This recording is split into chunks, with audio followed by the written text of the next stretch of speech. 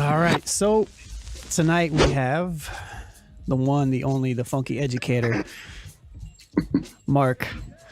I don't want to throw your government out there, but your government's already out there. You know what I mean? It's out there, man. The DJ, producer, MC, also educator, many other things as well, I'm guessing. Father, son, husband. Before we jump into anything, I was having this conversation with Terry, I think last week, and I guess I don't know. Like, what do you do at Butler basketball games? Oh, so in the before times, I was the encore MC and promotions. Like, so when there's games during timeouts or any fun announcements, like the public announcer does all the boring stuff. Basically, Dave Peach is really good at it, but he does all the stuff that's real boring. Gotcha. Stuff like important announcements. But he also does not calling the game, but lineups, who's coming in and out, fouls. But I do all the stuff that, basically sponsors pay for. So like this is the, Ascension St. Vincent, know your numbers. And, we give a question and somebody's got to answer it. So I did all that.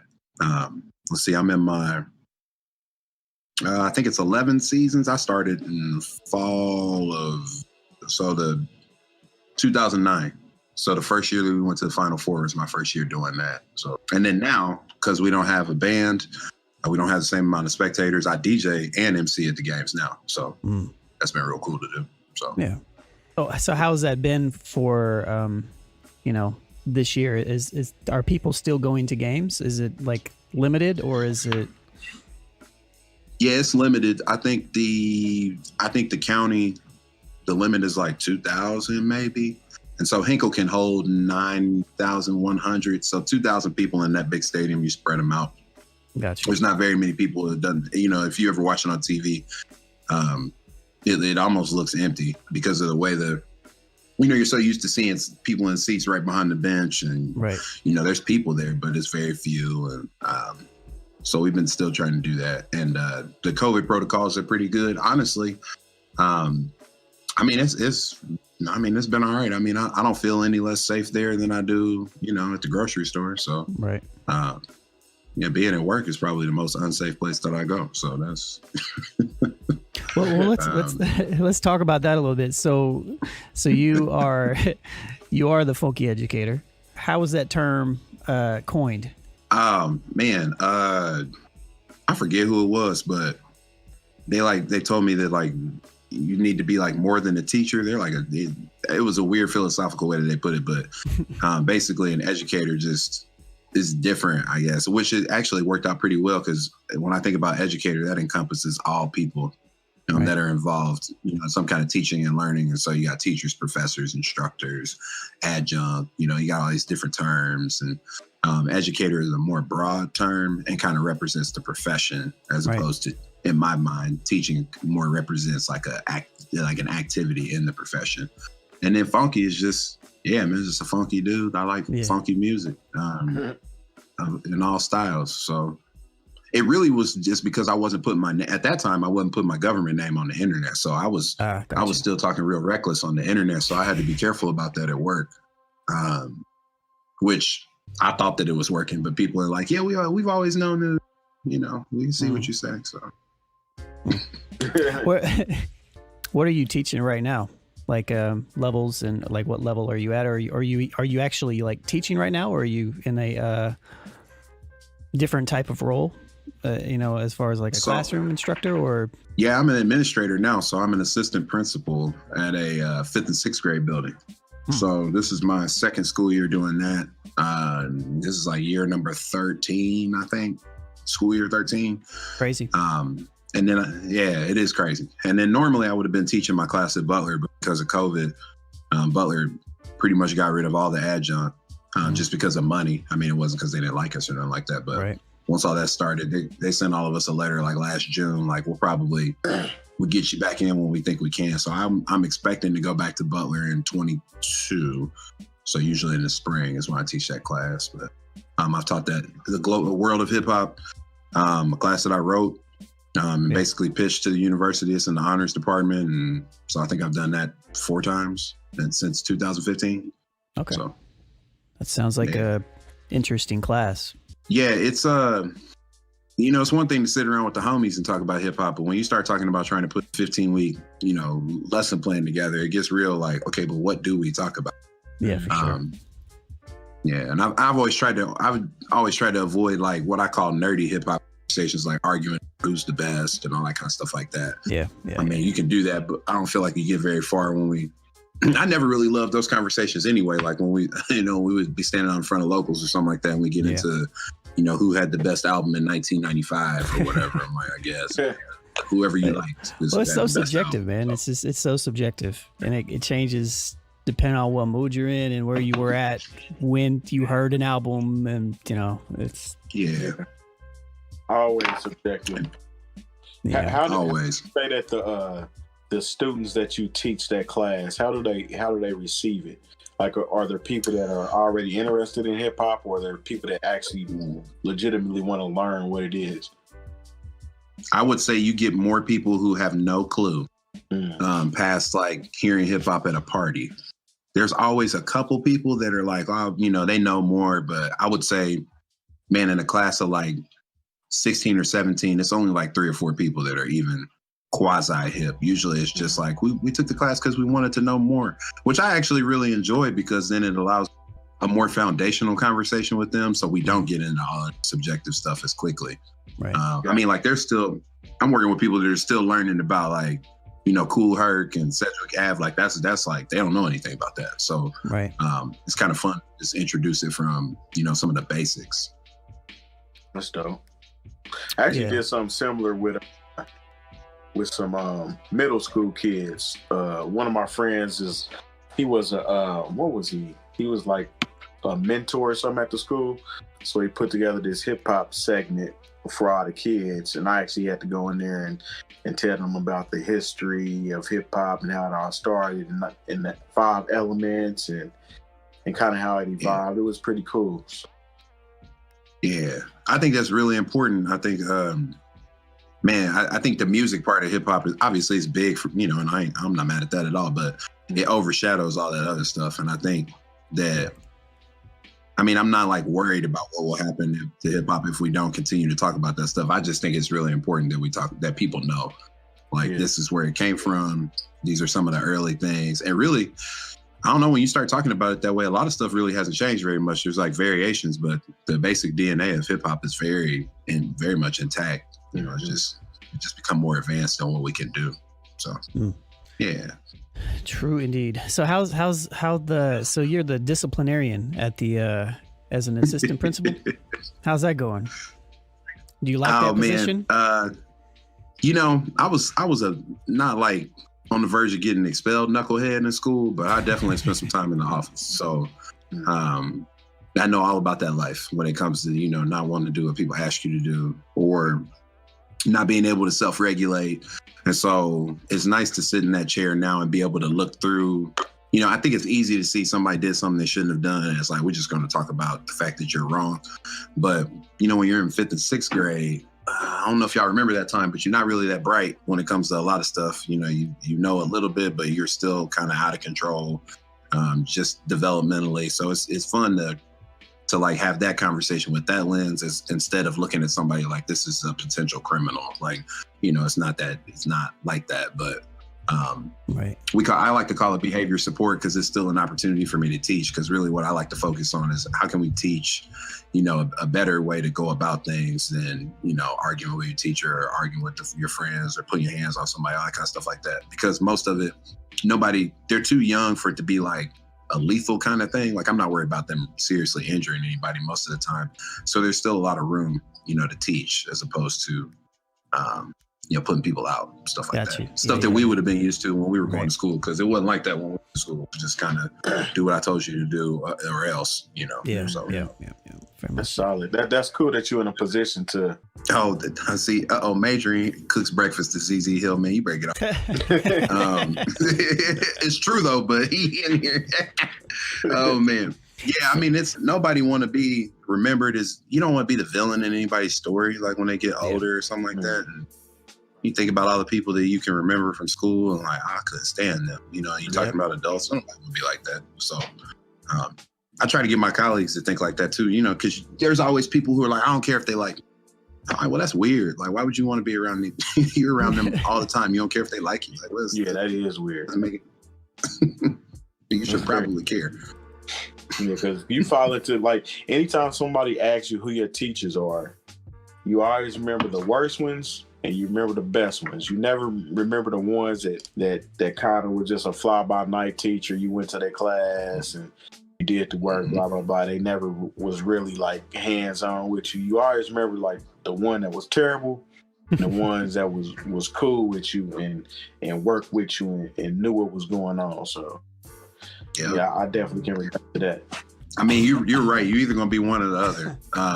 Excuse me. And, you know, I mean, that's funny that you would say that, because now it makes me think about people to work in my building and where they would probably fall in somebody's story. There's definitely all three kinds, unfortunately.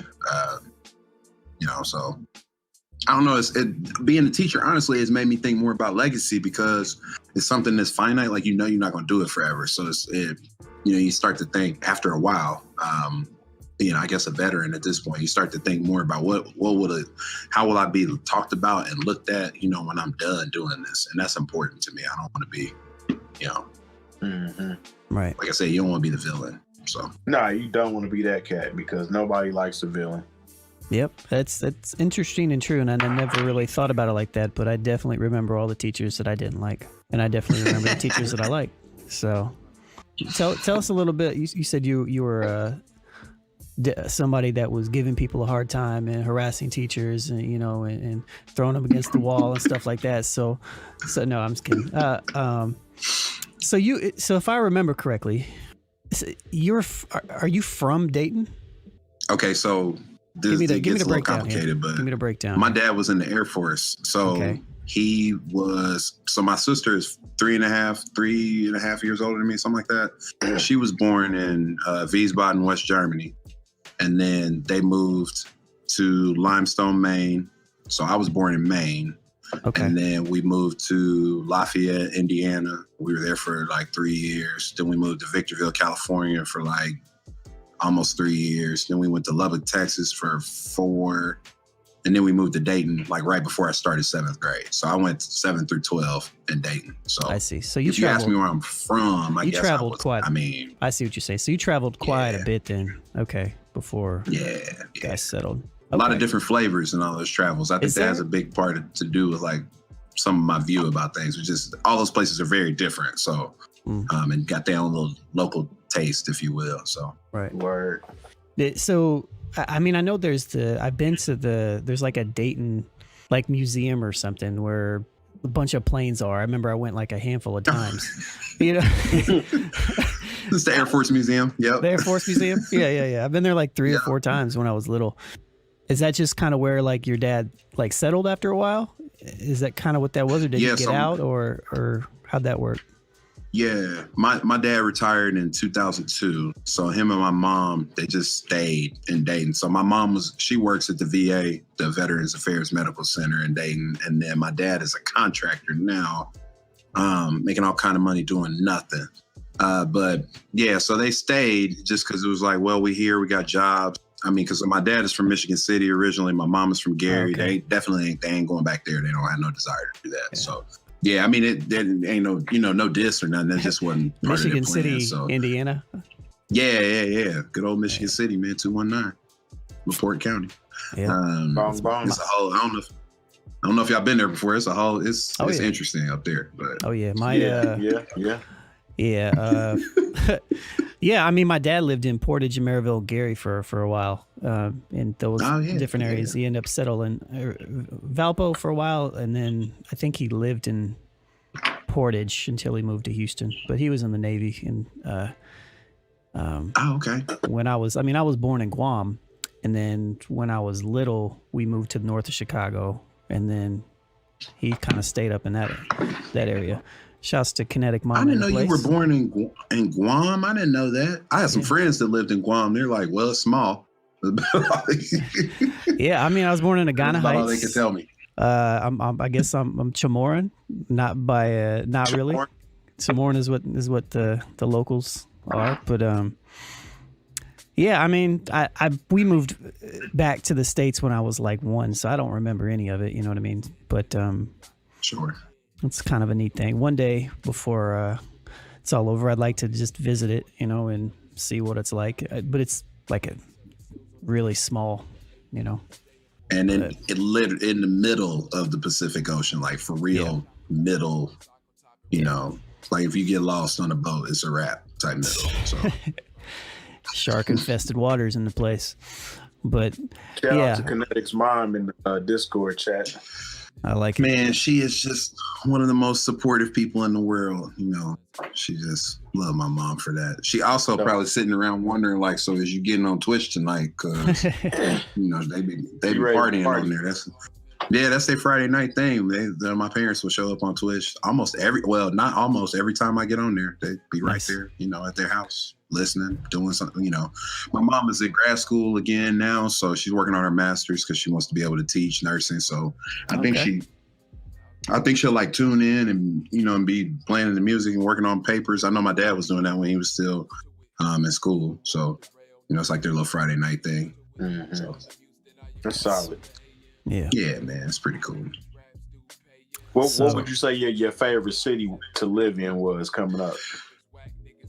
Oh man, you know, it's probably Dayton, just because Dayton was the first time we were somewhere that felt like had some blackness to it that was real, like palpable. Now there was black people everywhere, so there was black people in Lubbock, but it was a smaller amount. And we lived on the other side of town, so black people in Lubbock mostly lived on the east side. So this is a mid-90s, and so they were still busing kids in the school district at that point. So that gave you an idea of what it was like in Lubbock. I got bused to school myself here. Oh, did you for real? From where was you supposed to go? So I lived probably 5 minutes from Arlington High School, but I went to Warren Central. Oh man, yeah. And you know that just stopped maybe 3 or 4 years, 5 years ago. They were still busing kids because of the DC. Yeah. I think where I grew up at, I think they may have stopped busing kids from there maybe 5 to 6 years ago. Which is crazy when you think about that. That's crazy. And it started in the late 70s, I think is when it started. And it was weird because like if you cross one street, like there's 40th Street. If you cross over 40th Street, you would have either went to Arlington or LC. Which is even, I mean, that all three of those are the options in that area. That's crazy. Yeah.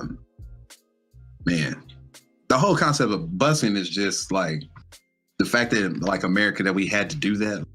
I was just about to say, explain what busing is to the people that don't know what busing is. So I'll use Indianapolis as an example because it's one of the largest court cases in the history of education that caused it. So like when I was in grad school and we did school law, we talked about I think it's 1971 is the case against IPS. So what IPS was doing, it wasn't segregated in law because they couldn't do that, but it was de facto segregation, which means it was segregated as a fact. It was still segregated. So what they had to do as a result of the case, they had to integrate schools. And so they got made to do it. And so usually the response to that was like, well, we'll bus. So it's intra-district busing. So, you know, they'll send you like across your own district, but then they had to bus out to the township. So, and that was the whole effort, was to try to integrate and diversify, I guess, but integrate the schools. And so really, when you look at like, so we'll say Pike, Decatur, Perry, Warren, Lawrence, I'm missing a couple.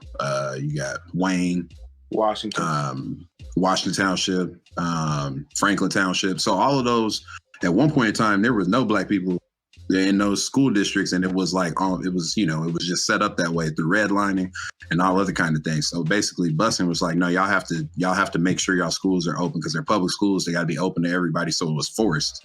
Mm-hmm. So like Terry was saying, it really wasn't like, hey, do you want to get bused? It was like, no, your kid is getting bused. Like that's how this is going to happen. So, and so now when you look at all those township schools, so this is also how you get it's also how you get the creation of suburbs, because as busing became more of a thing, people in those townships were like, we don't want them in our schools. Some people were like that. So then they moved further out. And so like where I work now, Fishers in its current form didn't even really exist. When busing first started, it was all farmland and wasn't hardly nobody out there. But as people started to move from Indianapolis, you know, and they could get to those places, then they would. And so then the townships, that's how the townships got less white.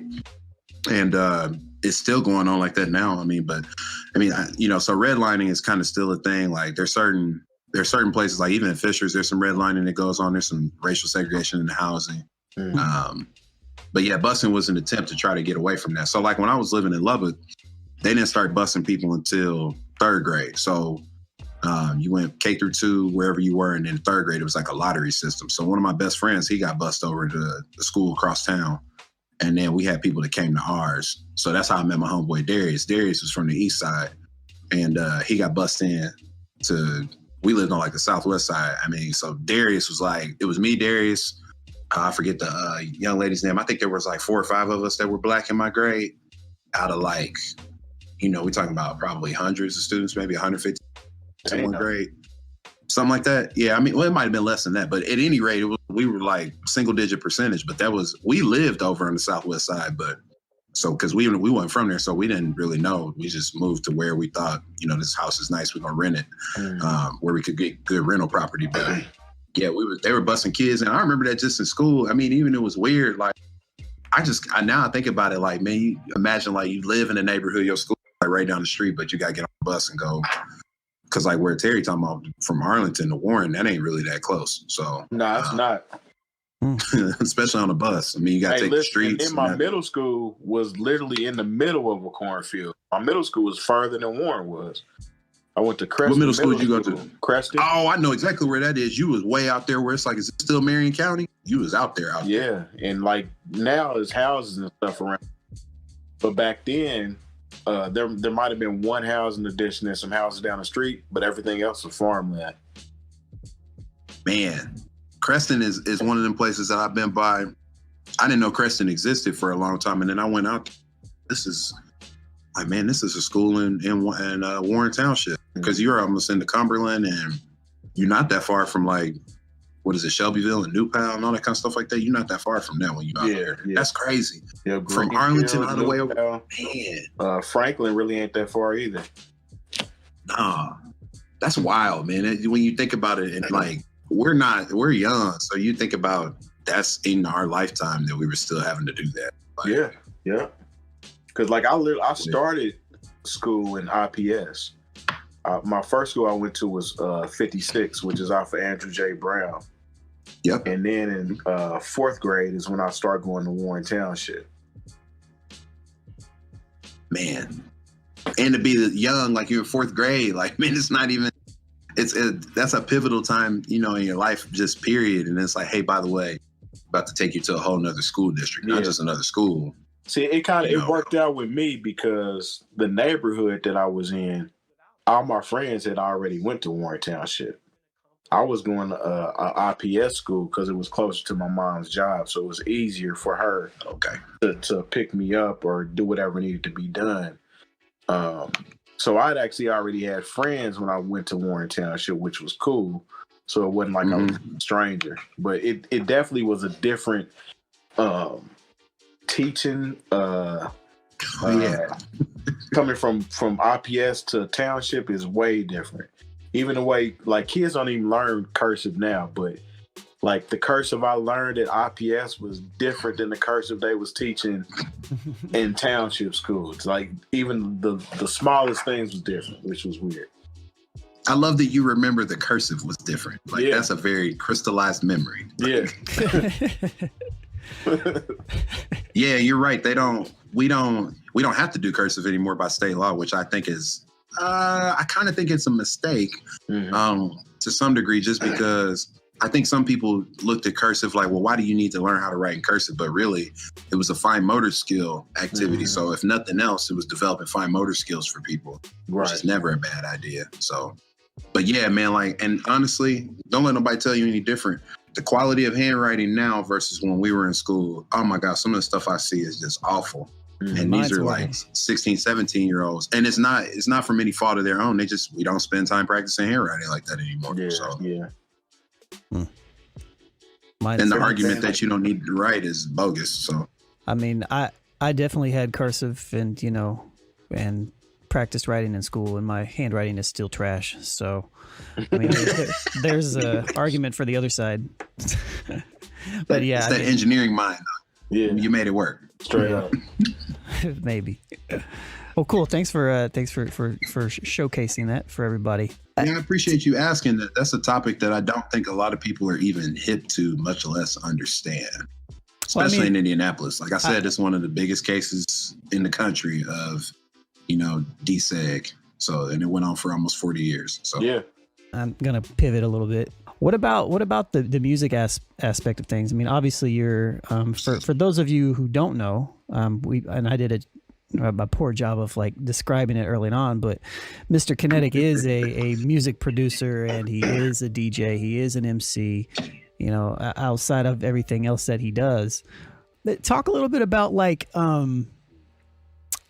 your upbringing and how it relates to like your musical love. And you have a very eclectic yet like very rich, like I know more about stuff than I do in certain areas. You know what I mean? Obviously Meiji was talking about 𝐍𝐄𝐓 in the comments. Like I know who 𝐍𝐄𝐓 is, but that's a name. You know what I mean? Like so it's kind of talk to us about like where that came from and like you're just why it stuck with you, I guess. Sure. Honestly, man, I just grew up hearing a lot of music. So my parents both love music.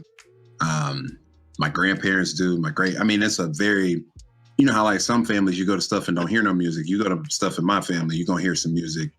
Everything. It could be, don't matter what's going on, somebody playing some music. And so, but my family is also kind of loud and like real social. So when people are, having conversations and talking to each other, I wasn't always trying to be in those conversations. And, culturally, when you're young, I don't know what it's like for anybody else. Children, are like seen, to be seen and not heard sometimes. So we wasn't allowed to be all up in grown folks' conversations. Mm-hmm. And if it was me and my cousins, we could be off to the side doing whatever we were doing, but we wasn't allowed to just, sit where, try to be talking to grown people. Which now that I'm grown, I get that. I mean, I know some people would say it's not cool, but just kids don't need to be in grown people's conversation. A lot of times they don't know what's going on. They don't have the context. So, but I was always listening to the music though, just cause I just liked it. But the biggest part of it is cause we did live in all those places, and my parents' background, I think when they met each other, they had some kind of overlap of what they liked. But see, my dad grew up around more white people than my mom did. So my dad he was exposed to some different stuff.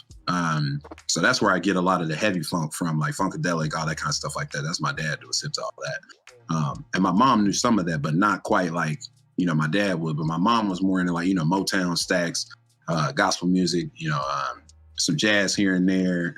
So when they got together, there's that part, but then they went to Purdue for a couple years. And so, it's in the 70s. So while they're there, yacht rock is starting to happen. And so you get in some of that and you get some more disco. And so they listen to everything. And my mom worked as a DJ in her dorm at one point and when she was in Purdue. And so really there was just always some music around, and it was always different. But then when military wise, I always tell people most bases are not somewhere where you would have like a urban radio station. Most bases are somewhere, you'd be lucky if you hear some rap, or at the time I guess R&B and funk, but BET was popping. So we always watch BET. BET is the only reason I think a lot of black people can say this. BET held a lot of black people down just because it was a time where our music wasn't really on the radio like that. So and if it was a very narrow representation of it, because especially when hip hop came out, wasn't nobody trying to play that on the radio. Mm-hmm. So that's how you get all those underground stations in New York. That was like the only places where people were playing hip hop. And I think now we just kind of don't get how marginalized some of those musical styles were. But BET kind of made it mainstream. And this is back when they were really focused on music. So, I would watch BET compulsively. I would watch Video Soul. I watch Planet Groove. Rap City. What was the one with Rachel? Caribbean. Yep, Caribbean Groove. Man, and then every Friday night you had Donnie Simpson and Cheryl Carter. You know, they would do the top 10. So I remember all of that, but my parents were still always buying records, and my dad is like, he was an avid tape maker. So I got a whole tub full of like 300 different, you call them mixtapes. He wasn't DJing, but they're, you know, mixtapes or whatever. Right. And so once I got my own Walkman, you know, my dad would he would either give me tapes that he had made, or he would make tapes for me, and then he taught me how to make tapes. So I just kind of came up in a, you know, you ain't got nothing else to do, you listen to some music, or you do have something to do, you listen to some music. You try to see the value in all of it instead of being like, I don't like that. My parents were always like, you don't know if you don't like that, you gotta listen to it. Yeah.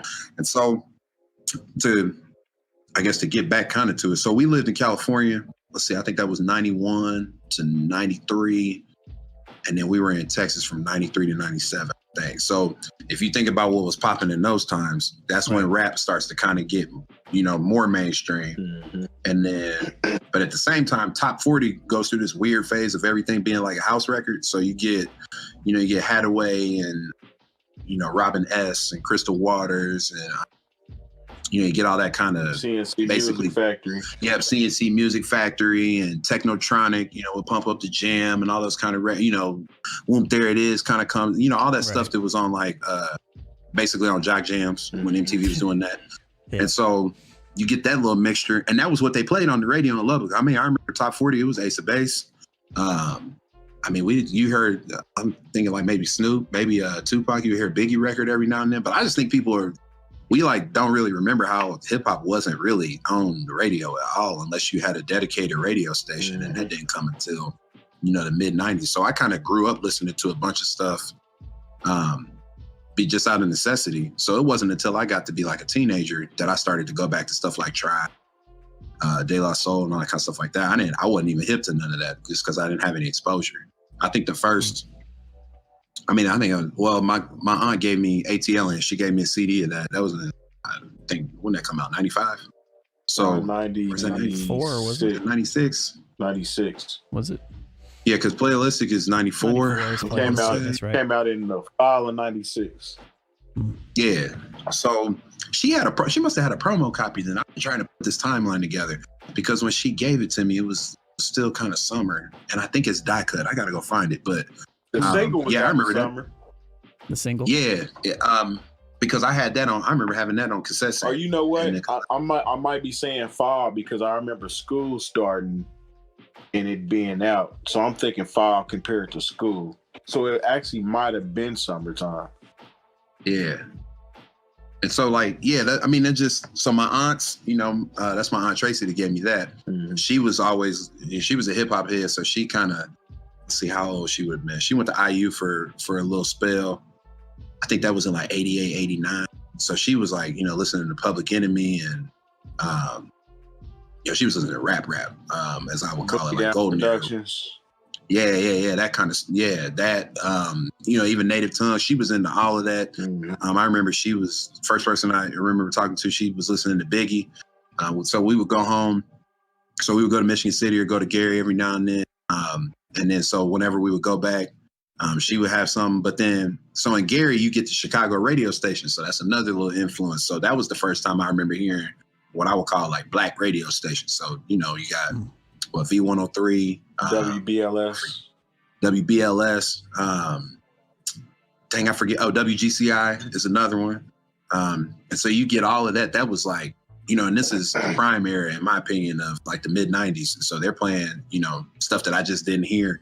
So we would always get tapes, and then we would make tapes off the radio. And then when we go back to Texas, we would listen to whatever we tape. That's a whole ritual. I wish people still did that. Hey, that definitely was a ritual, man. Like sitting there waiting for your song to come on the radio and then hitting record at the right time. Yeah. Trying not to get the DJ talking over the front of the record. Hey, straight up. Did you guys ever did you guys ever make, I did that for like the music videos I like, and I used to record those to blank tapes too. On the VCR, yep. I still got some of them tapes some damn where, man. Oh yeah. I mean, my parents, well, at least my dad, I mean, he was really kind of like a bootlegger before it would have really been a term, because really taping that stuff off of TV was illegal. But, man, my dad was the same way, because like you talk about making mixtapes. So my dad, he was in like BMG, like a BMG club or something back then. So he always had new records. Always had new records. I don't think I ever paid for any of them either. Now you pay 1 penny and then you cancel it. Yeah. It was the hustle. Yep. He was like a member. So I think he was paying for his because he kept getting stuff. He always had something. But like I remember anything that he got that I wanted, he would put it on a tape for me. So I remember him recording like New Edition and I'll Be Sure. And I remember when that Miles Davis album came out with bebop sound on it. Yeah. All that stuff. He would record them on tapes for me to take home. And I always remember like sometimes he wouldn't get that last song right. So we'd have to start the other side. Start with the song again because it didn't end right. Oh man. That's I know like now some of as my dad would explain it to me. So when they lived over in Germany, and there was like a serious delay on when you would get music. Obviously it's in the early 80s. So but that's like, so they were listening to Kraftwerk. That's one of the things I do remember my parents telling me. I was like, well, jamming, Trans Europe Express was like, they were hip to that when it was new. So, just because they were in Germany at the same time that really came out. So that's like from an eclectic taste standpoint. But what my dad would always say when they would be on bass, you would change, you just kind of trade music, kind of like we would do in high school. So if I got a tape, and you don't have it, or if I got a CD or whatever, I'm going to tape that for you. And then you tape something else for me. And so we would trade it. But then military wise, we had a benefit though, because we were constantly getting people that moved in from different places. So like, when I was in high school, one of my best friends at the time, he came to Dayton from Lompoc, which is out in California. So what he was listening to and what he had was totally different than what we was listening to in the Midwest. Mm-hmm. But then when we get homies that came from the South, so then they would bring all of that with them. And so we had basically like a little music exchange, but it was national just because all of us moved in from somewhere else. So, nice. And so I think in the military, that's part of it, just that trading music. But I know some tapes around here right now that I would ask my dad, I'm like, do we got this on vinyl? He's like, vinyl, I borrowed that from somebody, made a tape or whatever, and then gave it back to him. So it's crazy to me how, that's why I love, as much as I wish we would get paid like we're supposed to on streaming. That's why I love it so much. It's easy, but I remember a time when that stuff is fun, and I enjoyed that we lived through that. But that was work to try to, It was work, but it was fun though, man. It kind of was like a endorphin release, being able to get them songs and stuff like that, man. Like the whole. Yep, and then it continued when we got to the mixtape era when Clue, when all of that stuff starts to come out. That was a whole different ball game. Yeah. Whoever had the latest. Like I remember, what was one that we were all trying to get? Oh, when Fabulous first came out, and he was still with DJ Clue. It was like doing mixtapes only. It was like, who got that? And honestly, there's an Indianapolis connection to that. So we used to come over here for the classic, and if you remember, they had the little vendors over at Pan Am Plaza would have all those CDs out or whatever. And at the time, I didn't realize that they were bootlegging people's stuff. I didn't know that. Yeah. But then when we figured it out, we would basically, it's past the statute of limitations. So we would steal these CDs because what we would do, one of us would just kind of run interference, and then the other person would just kind of pocket CDs. So we got away with a couple of them. And one of them was VIP by Paul Bunyan. And then that was Paul Bunyan is a call. I got it. Holla at me later. I got the digital version. Yeah, I need that. Yeah. That's that one. So I got 5 from him before he completely disappeared. He sent me that one. He sent Fire and Ice. You remember the one he did with Mellow Mix? Mellow Mix was on the other side.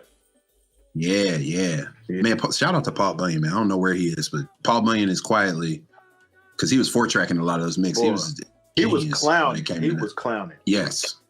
Yeah. To the extent that I don't really know. Even now we have more technology. We still ain't making mixes like Paul was making. Nah, he was on a whole. He was alien when he was doing that shit, man. Because the way it was sounding, and I remember even an intro, a Paul Bunyan intro. Yeah, stupid. VIP intro is classic. How is he doing this? Man, another Paul Bunyan production. Yeah. So you hear that like, oh, we got the right tape. So we got one of his, and then we got it was a reggae tape. So it was Indiana Jones and Danger was the other one that we got. So that was, and then so the other part about it. So my connection in Indianapolis, my sister went to Butler first. That's how I learned about it. But we used to drive through here. Obviously, the route from Dayton to Gary is you get on 70 West, you get on 65 North. So we had to come through here to get there. And so this we would get to, I think it was like Mount Comfort was really where you could start to hear the radio station really well. So you get there, turn the CDs off, turn the tapes off or whatever. And we would listen to 96.3 because usually we were coming through on a weekend. There was like a holiday or something like that. So the Mickey Ficky mix was popping off. So I knew who Russell was before I knew who he was because he was one of the mixers. And then Paul was there, I think Speed, Sonic, and I forget who else was the other. It might have been JF. Kenny Kicks, yeah. So, so we would come through here, and that was the first exposure I had to really, we had DJ Skano back in Dayton. He was on 92.1 or 104.5, one of them. And so, mixed DJs on the radio, it's like mind blowing to me. I'm like, I don't know what they doing because I can't see them, but I hear I'm hearing two songs at the same time, and one of them is an instrumental and one of them is just the vocals. But we would come through here and like, I remember hearing Paul Bunyan, he would play like, what was it? He would try to play like 30 songs in like 30 minutes or something crazy like that. He would be doing, trying to play as many songs as possible. But all of that, man, that stuff really stuck with me because outside of being near Chicago, when we go to Gary, I wasn't around that kind of DJing that much just because the places I lived before, the culture wasn't like that.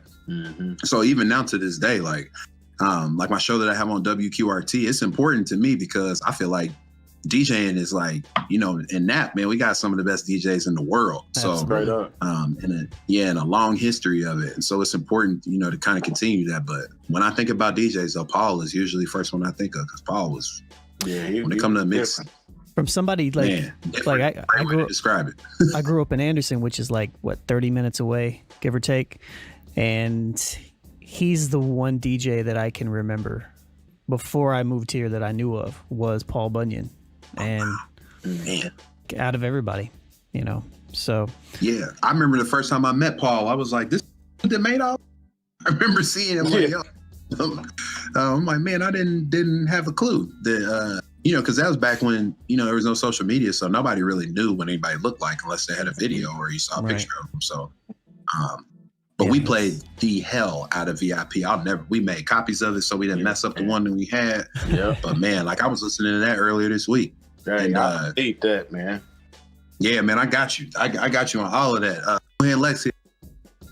Remember you told me you had those Paul Bunyan mixes? Got you. Yeah.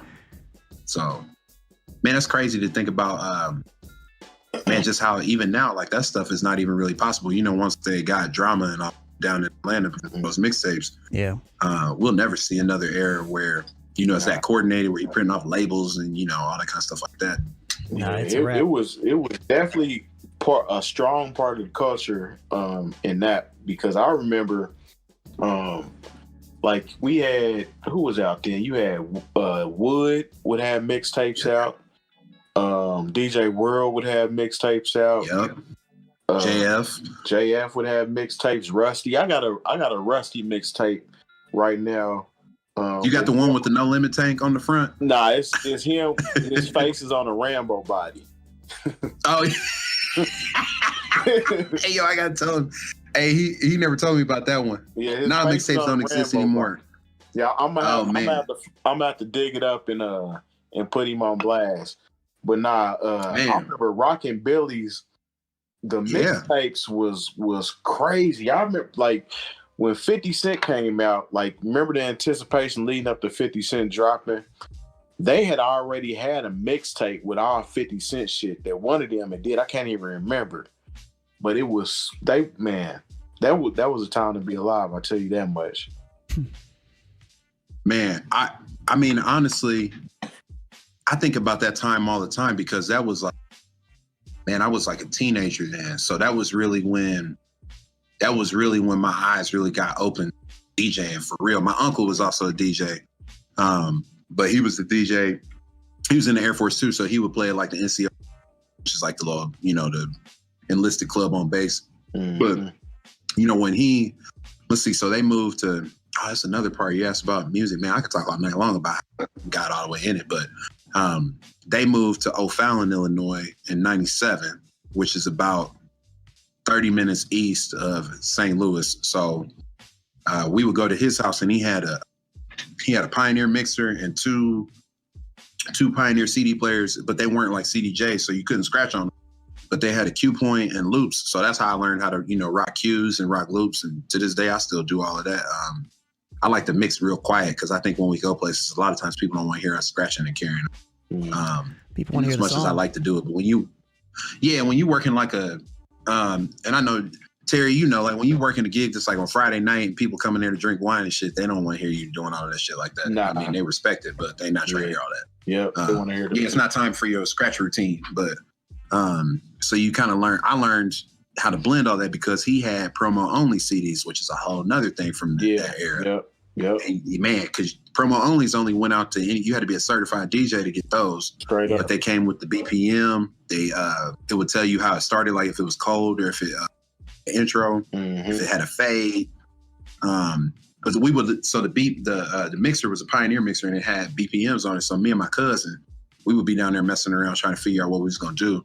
Trying to we trying to be like our uncle, his dad, my uncle. So, but the other part of being there, having family in a different place, I heard St. Lunatics, I heard Nelly, I heard all of that before it was ever a thing anywhere else. So I remember hearing Country Grandma on the radio way before that album came out. Yeah. And actually hearing St. Lunatics right before Nelly came out. So it was, just being in different places. I'm glad you asked that, man. I think about that sometimes, but just I don't want to sound like an old man, but I think in some ways that era that we all grew up in where all that kind of stuff was going on, forced us to be more personal, I guess, about music. Cause you really like the mixtapes, like you knew who was making them.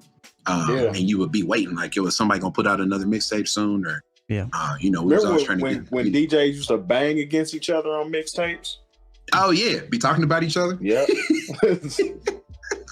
Man. Oh man. Shouts to DJ Clue. Yeah. Oh man, DJ Clue. Who else had some beef with somebody? K-Slade. He was real good. Man, I'm talking about local cats. Banging on each other on the mixtape. I don't know anything about that. Oh man. But I remember Gus, DJ Gus. He's from my neighborhood, and I remember. You know what, Gus? One of his sons went to the school I used to work. Yeah. Because I remember he came up there and I'm like, yes, I think I know that dude. I'm like, yes, DJ Gus. Yeah, he been doing it for a long time. I remember he had some mixtapes where he was going back and forth with somebody. I can't even remember who it was, man. But now they used to get it in, man. It was crazy. And this is back when 38th Street would be dumb fat all night long. Like you could go to the rink on a Sunday night. You can go to the rink. The rink would be over at like 1, but you would literally ride up and down 38th Street, banging somebody's mixtapes, damn near till the sun came up, and it would never be no problem, man. I miss that type of energy, where people would actually hang out, have fun. The police would be out there. They would kind of move you on down the street, but everybody was just riding around, socializing for the most part. That could never happen now. Nah, you know what I'm saying? Unfortunately, that's crazy. We had a little strip like that back home in Dayton. It was we could ride up and down. Let's see, Gettysburg, Salem. Yeah, I mean that was on the west side. So Gettysburg was the main one. I remember when Cass was hanging out the sunroof. You come down, stoplight, you hang out the sunroof or whatever. You got your music up. This back when. See, like cars are new now. I don't know if you can even put 12s in a car no more, but that was back when everybody's thing was like you get you a little old school or something, and you got to put your little radio in it, put your bubble shed. Yeah. Something like that. Yeah. Well, I had an 83 Cutlass at one point in time. Somebody stole it before I could ever really do anything to it, but I had one of those. That's a nice ride. Yeah. I'll take one. If I ever get one, I'm telling you, bro. With a sunroof. I done looked at it several times. Yeah. Where I'm like, man, I could do that. That's like when I had the I had a 94 Eldorado for a little while. That came from my great uncle when he passed. And I was like, they were like, well, what are we going to do with the car? I'm like, well, I have a car. So I had that for like 3 years, but that was my Sunday car. But I remember thinking like, man, if I had this when I was 17, man, boy, would have been acting bad. Boy, man, I miss all of that too. Like, man, we ain't had nothing to do. Yeah. And gas wasn't super crazy. Just being not really reckless, but just out.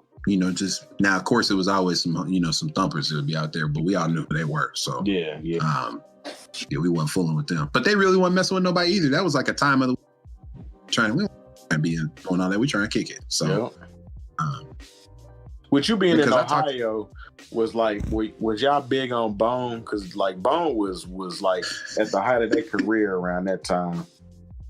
There was kind of a like home state kind of feel about Bone. I don't know too many people I went to school with that didn't like him. It was kind of needed to, just because at that point, that was it for rap out of Ohio. I mean, we didn't really, it was really them. But really in Dayton, though, it's funk, though. Dayton is like the funk capital of the world. So it's, it's all kind of, and Dayton is just funky like that. So when I moved up here, not long after we moved up here, I think maybe a year and a half or a couple years, that's when Roger Troutman got killed by his brother or whatever. But Roger Troutman had his studio, I think the building is still there. It's right on Salem Avenue. So he was like, he was a hero in Dayton, Ohio, but then Ohio players are from there. Lakeside is from there. What's I think Aura is from there. Steve Arrington is from there. Slave is from there. What's Bootsy's from there? No, he's from Cincinnati. He's from Cincinnati, but Cincinnati 45 minutes away from Dayton, so that whole little southwest corridor of Ohio is just funky. And then you got Dayton Sidewinders, so that's for any beat makers out there. You go find some Dayton Sidewinders stuff and some breaks. Straight up, you find some Dayton Sidewinders records. What's funny? Cincinnati, of all the music heritage and stuff that they got in Ohio, they be trying to claim Babyface. Because he went down there to mess with L.A. Reid. They be claiming Babyface like he they own. Now Babyface from Nap. We're not getting ready. Yeah, we're not getting ready to get in. I was at the Jazz Fest a couple years ago, and they was Babyface was performing, and they was acting like he was from Cincinnati. He was like, nah, y'all got him messed up. He might have came down here and got with the Dale, but he's not from here. No. Homeboy, North Central graduate, got his own little, got our own strip of, is it 465 or 65? We got a little part for that. What is that? I can't even remember. But I know what you're talking about. He actually used to, so there was a club in my neighborhood that, like Man-Child and them always used to perform when they was coming up. The club ain't there, like it's a CVS right there now. It's funny because they had tore that club down, and then they built a Burger King right there. Then they tore the Burger King down. Now it's a CVS. It's right on the corner of 38th and Emerson. You talking about? I was gonna say, yeah. So in that little area was a club that Babyface and them used to perform out on the regular. That's crazy to think about, man, because like, when did I find a Man-Child record? I want to say it belonged to my dad. And I remember finding it this before I knew. And I'm like, I pulled a Man-Child record on. That's Babyface. And you know what? Since Major 7th is in here, at that beat battle, the only beat I think I beat him with, I made out of a Man-Child record. He will probably remember that because I think that video is still on Facebook. I think Jay Brookins still got that. But I mean, I don't know. It's weird. Indianapolis got its own little history, and like 700 West and all that stuff, which is still crazy to me. Like black bands were driving to New Pal to record records. I don't know how. I'm still trying. How was that thing? Like, it seemed like it would have been risky. Yeah. Just for a number of reasons. A little different. I mean, really, when you think about it, though, when you get on, you're not that. Keep going down 40 or Washington Street, you there. Yeah. So yeah, that's true. Yeah, that's not too which far. Is wild. I don't know if it's changed much in the last 30 years. So New Pal, I had an uncle it's a little different than one. They had the little brother that won, I think he won 4 state titles in a row in wrestling. That was a couple years ago. I think he ended up going to Iowa, but the allure of some of those places now, so like Mount Vernon, New Pal, their high schools are smaller. So if you would have gone to like a Warren or like a LC or LN or like North Central, if you can get out there because it's smaller, you got to, if you playing sports or anything like that, it's just easier participation wise. Cause like Warren is a powerhouse, and, you know, you got to be real good to be about anything there. Not that you bad if you go to somewhere else, but it's just harder. Right. You know, just because high schools are so huge, some of them now, they're just, you know, 3,000-4,000 kids in high school. So yeah, they looking for stars at Warren. Yeah, you did. We're talking about, you know, blue chip recruit type. You're not that good. You're not gonna be able, you know, do much from there. But yeah, so I mean, a couple years ago, Jeff George's son was the quarterback at Warren. Yep. Because Jeff George went to Warren, isn't that the story? Yeah, but you know good and well he ain't live in Warren Township. Now I wonder where. Yeah, I'm like with his son going there. And if he did, he lived some alcove somewhere. Yeah. Was it David Bell? He went to Warren too, though. He's up at Purdue right now. Yeah, he's clowning. He's great. I met him one time when he was a senior in high school. He was dating a girl. He was really nice. He was really cool. Which was, you know, I wasn't surprised or anything, but it's nice when you meet, you know, young people and they're really humble. And, I went to school with his people. It's like his mom and his uncle. Oh, okay. Yeah. Yeah, he's good. He's definitely going to the league, I'm pretty sure. Yeah, he should. Well, that's a long answer for a short question, though, Sean. Yeah, I appreciate the long answer. You know, it's all good. The mixtape era is interesting, man. Like, because that's kind of what everything kind of turned into, and how the mixtape era, after, you know, drama got shut down, all that, and then mixtapes kind of turned into this like rap over everybody's beats and put it out via the blog era, and then that became a thing where people were stealing beats from YouTube now, and it's like the thing. Type beats have turned into a thing, and it's just it's interesting how all this stuff has evolved. When you were coming up, we done came a long way. So. We have. No, you're good. No, absolutely. Did you play? Were you in band? Did you play any instruments? Oh yeah, I 6th grade I played violin, orchestra. Again, go back to teachers you remember. I hated my teacher. She was awful. I hated my teacher. Man, she was awful. So then 7th grade, my dad played the trumpet when he was in school, so I played that. I'm like, I want to play. My mom played clarinet, but I don't want to play that. I didn't like the tonality of clarinet, still don't. And so I was like, I'll play the trumpet. I like that. So I played from 7th to 9th grade. And, I was, what difference? I mean, it was second chair in 8th grade, but that don't really mean nothing. So that was like the first instrument I really learned formally.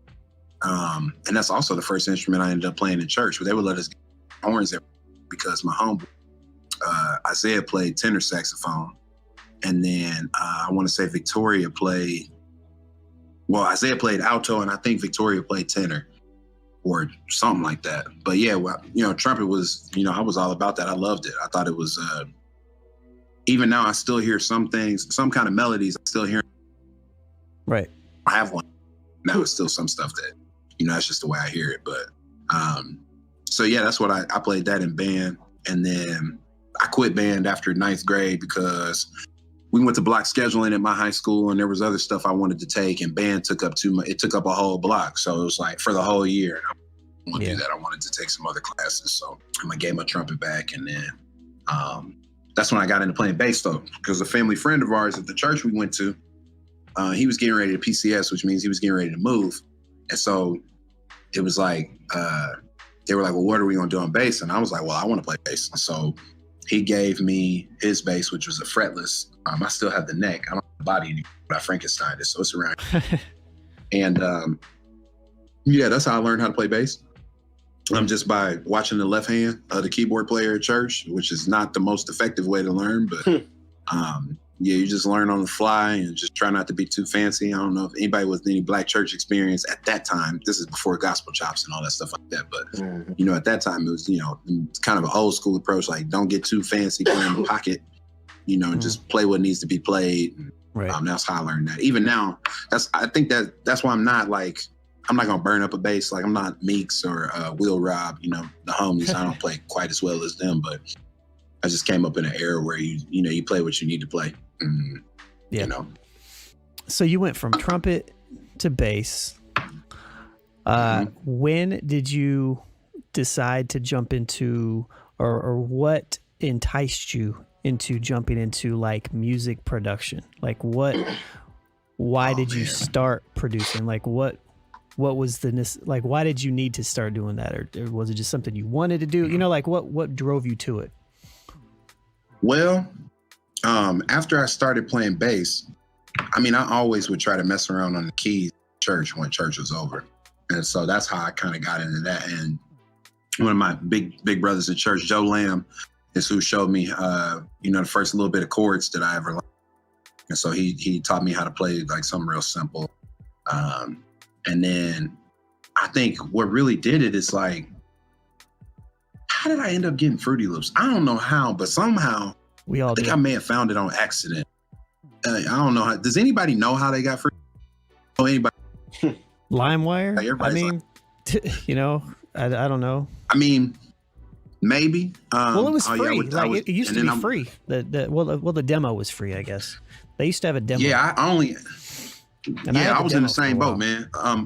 I had the demo version in high school, and y'all will never hear none of those because they were all trash. So yeah, I think a lot of it. Oh, now I'm glad you asked that, because I think Lee Evans is who gave me the bass.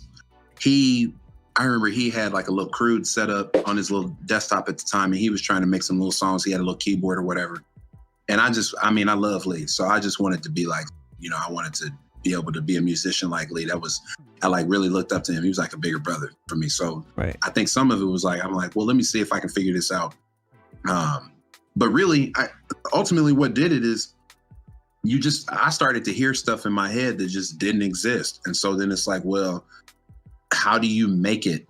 And I still think that's still the allure of, producing, is that I have an idea in my I can hear, and I want to be able to actually hear it. Like, I want that to be something that lives and breathes. And so for me, it was just like, can we get that out? But it also was like, we wanted to be able to rap to stuff. So this is in the era where, freestyling started to become a thing again. So you got Scribble Jam, and then you get into really, even like the 50 Cent era, again, back to mixtape eras. That was when people were still, kicking freestyles over people's beats, and, or they were calling them freestyles, but, so you get into that, but then it's like, how can we make our own beats? We want to rap over our own stuff, so we want to be able to rap, over whatever, you want to have your own beat. And so I don't know. I figured I was arrogant. So I was like, well, I figure I play some instruments. I know a little bit about this. I got a little bit of training classically or in school or whatever. And I'm like, I should be able to do some of this. And then I got Fruity Loops. And I remember my parents, it was a big deal. They let me put the computer in my room after a while. So then I wouldn't get on nobody else's nerves trying to make all these beats all night long. And I just started hacking at Fruity Loops. And I didn't even really know how to use the sequencer. So I was making everything in one pattern. Those beats are awful. I got all of them, but they're terrible. I used to do the same thing because I struggled with the sequencer. And I think that was I just didn't spend enough time in it. I think that's why I ended up using Acid so much more, because I could see everything on there. Yeah, we used to use Acid to try to record. So me and my homie in high school, we call ourselves, we're going to just rap. So we would get on KZA or LimeWire or whatever, and instrumentals as possible, and then we would say a bunch of bullshit over these instrumentals and then ride around and listen to it like we was doing something. And I still have all that stuff too, and it's awful. It just problematic. This back before anybody had any sense of saying anything and everything. This is just awful. Extra problematic. That's funny. Hella problematic. But then I met Andrew. I don't know how we met Andrew, but Andrew was the first person I met that had like what I thought was a legitimate setup. So he had Reason, and he had a keyboard, and he was, he was also DJing, so he had CDJs, nice. And so that was, Yeah, he had the 1000s. I think he had like the first generation of those. Mm-hmm. And then so I see you over here playing with the stream. The little thing popped up. Okay, look at you directing and running. Look at it, boy. Good. Would you look at that? Would you look at that? Man, so Andrew had all that stuff. So we would go over to his house. And I gotta find it. I think I still have the very first beat I made. It was the chords from All I Do by Stevie Wonder. It was like that. I don't know how I learned how to play. It was like what I played.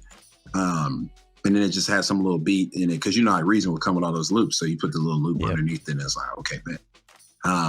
But then how I really got into it, I don't know if y'all know Dola, but that's my boy. We used to be in a group together called Run 'Em Out. So it's me, him, and the homie Jeff James. But Dola was the first person I knew that had his own CDs. So he would be at Butler hustling these CDs. And I mean, he was on Fruity Loops as well, but he was sound recorder to record all the vocals. I still don't know how he did that. That's how I started. Yeah, he had figured out a hack. Man, he figured out a hack where you could like make it longer, 60 seconds or something like that. I don't know how he was doing. Well, we never figured that out, but it was, that's how we started back in, Microsoft. Oh yeah, you're right. I forgot Major 7 knows Dola because of that Fox Elect. So let me just tell y'all, Dola he always been that good. No, so that is like, he's talented, very talented. A lot of stuff. We had him at Hip Hop Night doing a set. And that's how I got hip to him. I was like, nah, dude's cold. Yeah. Yeah, he is always been like that. He played in band too, but I forget what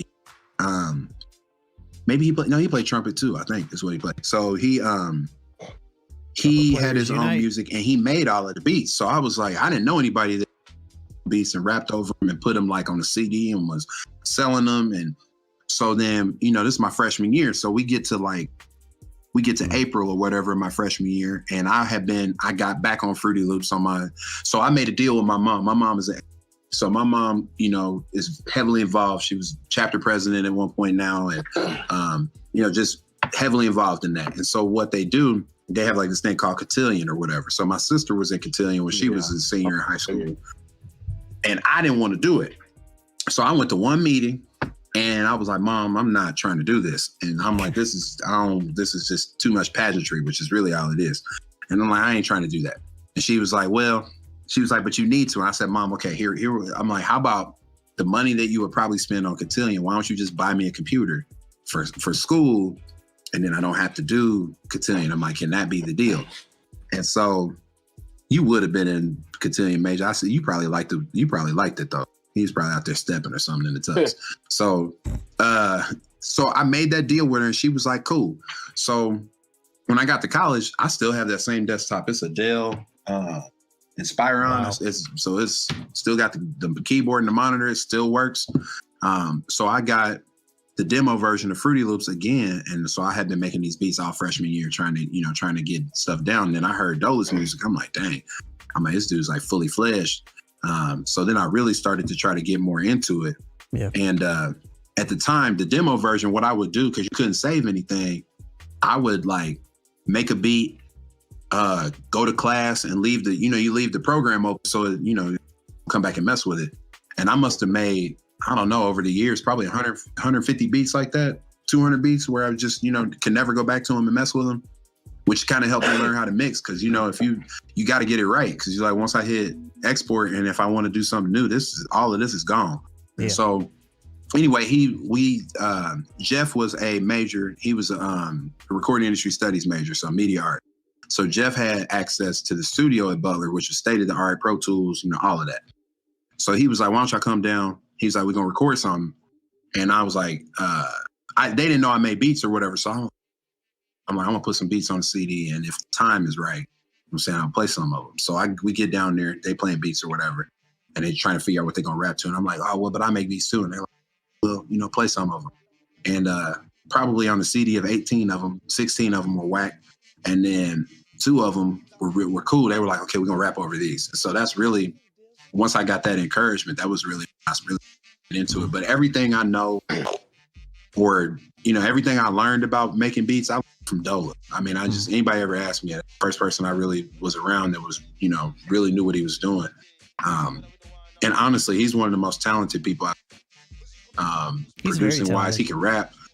He's a great dude, man. He's an awesome dad, awesome husband. I mean, man, Dola's a really good guy. So when I saw that Fire Legend out, name on it, I'm like, this is great. I'm like, because Dola deserves that. Honestly, he deserves to be involved with more stuff. And I think he just, he picks his spots. But he's super talented. He's solid. Yeah, I think I reached out to him years ago. I don't remember where I bet him at. I think it might have been a beat battle once. Maybe. I think I went up against him in a beat battle once. Maybe. I don't know. I don't remember. But I met him. It could have been. I mean, Dola's kind of he's an introverted extrovert. I'd say. Right. He's fun, man. He used to be the life of the party sometimes, but he also kind of like plays background. And just, he picks his spots with a lot of stuff. So it wouldn't surprise me if he was just in the back of the room and like you just met him. That's very on brand for him. So, but he's definitely talented. I mean, I tried to get, and I think I did get. Maybe I'm thinking of just the stuff that. Maybe I'm just thinking of the hip hop night, but I feel like I tried to book him for. I've been between Lo-Fi Social and the Writer's Block. Like, I don't even remember who I booked and talked to. But I feel like I may have had him on one of those at one point in time too. But I think the first time I met you was at the Fox and Hound on 82nd Street. I remember that. Yeah, and Brad was having some kind of album release or something like that. So while I'm here talking about Brad, I know Brad caught a lot of flack here and there. At one point in time. But the one thing I will always say about Brad is he paid me every time I did anything. Nice. Yeah. And and there's not a lot of people I can say that about because we run into plenty of people that either A, don't have no money, B, have money and they're not gonna pay you. So I'm happy he always made sure. He always made sure he would tell me up front too. He'd be like, this is what you can make, can you do it? So I did a lot of work with Brad on the strength that it was just like, he was solid about his business. I appreciated that at the time. So I had no. But that's when I had no qualms at all. Or is that even the right word? That's the right word. I mean, I had no issues with Brad. Then that kind of stuff went down, and he disappeared, and had defriended me, and I'd say, well, apparently I did something as well, so I just kind of rolled with it. And so I talked to him during that time, and shortly thereafter, I think he just was. It was a couple of people that really, because I remember when he had his Twitter account, he went off that day and then deleted his account. I'll never forget. Yeah. He just. I think he was just mad. Over the way some people had treated him almost as if like he didn't belong and stuff. Now, is Brad never claimed to be the best rapper or nothing like that. So if you would have said he wasn't going to argue with you. I mean, he never claimed to be. But for me, the hard part about it at that time, and we still go through this every now and then here in Nap, it's just Indianapolis is big enough for everybody to be involved in some kind of way in the culture. So I always look at it. It's less about trying to figure out who's better than who and trying to just respect people for what they do. So that's what they do. That's their lane. It don't really matter if I like it or not. I don't have to like everything that people do. But I respect it. So, and I think, and it's hard now because of COVID, but there's so many different like little scenes in Indianapolis. Like you got some people that do certain stuff like this. Some people do certain stuff like that. And Terry knows better than all of us probably sitting here because Terry from here and been here a long time. But there's always been, even like when you talk about the DJing thing, there's always been DJs that, this is the kind of records you can expect them to play off of on their mixtape because they were radio DJs.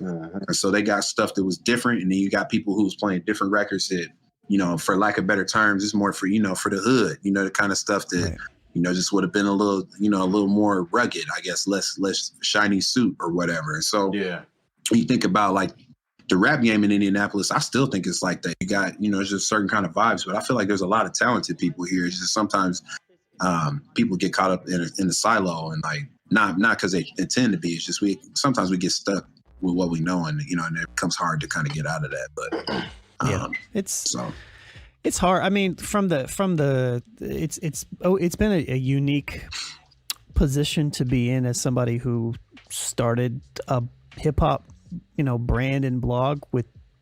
I mean, I started it because I felt like there was a necessity. It wasn't something that I wanted to do, and being like an artist and seeing that side of things, and then also seeing, feeling the responsibility of wanting to showcase all of these different people that are in the city, and just kind of just watch all this, like watch how people align themselves with everything. Like I paid a lot more attention to it maybe than I wanted to, just because Terry and I talked about this a lot, but sometimes like we wanted to share as much local stuff as possible, but at the same time, it was always hard to navigate some of the things that we were sharing, to make sure that we were sharing the best possible representation of what we were sharing for the city as well. It's just an interesting thing to navigate sometimes, but I do feel like there's room for everybody, like stuff doesn't have to be a competition. And so often it's so easy in local music politics to look at stuff as if it's some sort of competition because this person got some love on this magazine, or this person got reshared by this person instead of this person. And it's like, most of the time people, it's just people in their feelings because they feel like they should be getting more credit than they are getting. And a lot of times it's probably true, but it's a hard thing to navigate, Most definitely. Shout out to Tumblr though, because you said resharing. So and that wasn't that what they called it on there? Was it? I think so. Yeah. For that, I was on Tumblr for a short period of time, but like even like even more so like from the blog standpoint, like man, sometimes I wish I never like started a brand if I wanted to be a musician, and vice versa, just because like all the flack that comes with it. And it's just, sometimes it's just heavy. It's like, man, like I remember when we used to do the year-end wrap-ups, we did them we did them simply because we figured people would like come and vote and check out all the artists. No, it was like this huge, like, well, I'm better than this guy. It's like, like, and we did it like 2 years. And then after the last year, I was like, I don't think we're going to do this anymore. And it was more of a headache than it was an actual like cool thing to do at the end of the day, because like you would have some people that just felt so entitled, and it's like, man, we're doing this just for fun for the most part, just to see what's going on. But like some of the conversations I would have in my inbox was ridiculous, man. I forgot all about that, but I do remember. Oh man, it's the same with like Indie Star would do the best of, and Nouveau, and the funny thing about some of that is being around people that won some of those awards. Like Russ has won several of those, and I know Nick has won a few, and everybody I've ever met that's won any of that stuff, they don't really care. I mean, they're always. I mean, it's kind of true. It's kind of true though, cool. Because it's a cool thing. It's a cool accolade, but at the same time, it's like, it's just a thing, like it's not over. Like I remember when Terry and I, we got the cover of Nouveau that one time, and we caught flack because we were on Nouveau from some people because they didn't think we were deserving of that. But it is. I mean, I know we ain't got to go there, but to go there, I mean, we'd be hard pressed to. Who else been as consistent as y'all when it come to like being present in a musical? I'll say in a musical journalism. I feel like that's space y'all journalism. Having conversations about things that happen and talking about things as they are. The work y'all do is really important. I know y'all enjoy it, but I think from a historical aspect, it's very important for somebody to be willing to have those kind of conversations, because, if we don't, I feel like as a culture, what are we doing if we don't ever talk about the things that are going on around us? But I mean, I would tell somebody, you show me somebody else who's put in as much work as y'all, and then I'll listen to you. But I mean, haven't been here long enough. I mean, I remember when everybody, when Heavy Gun was up, and man, really everybody, that was kind of the currency before Twitter and all that kind of stuff like that really took off. A blog was a way for you to have your face in the place, for lack of better terms, and so you kind of needed one in order to to have some kind of marketplace for your own stuff, but also to share other people's stuff. Like just for reference, the other day I was trying to figure out when Green Hornet came out, and I think we. So I googled. You did. You put it up, so I googled it, and I'm like, oh, well, that's how I know when it. I just watched last weekend. I went through, and this even goes more into it. I spent the entire last weekend, about 48 hours, re-editing descriptions and titles and SEO on all our YouTube, which is like 1,300 videos. But that also led me to watch part of the interview that I did with you and Erratic outside of Locals Only. Oh man, I haven't seen that in years. Oh man, I'll have to send it to you. Sorry for anything that I said or did during the interview. No, it was outside of Locals Only. That was back when I used to go to all the places with my camcorder and just film things, film shows. Was that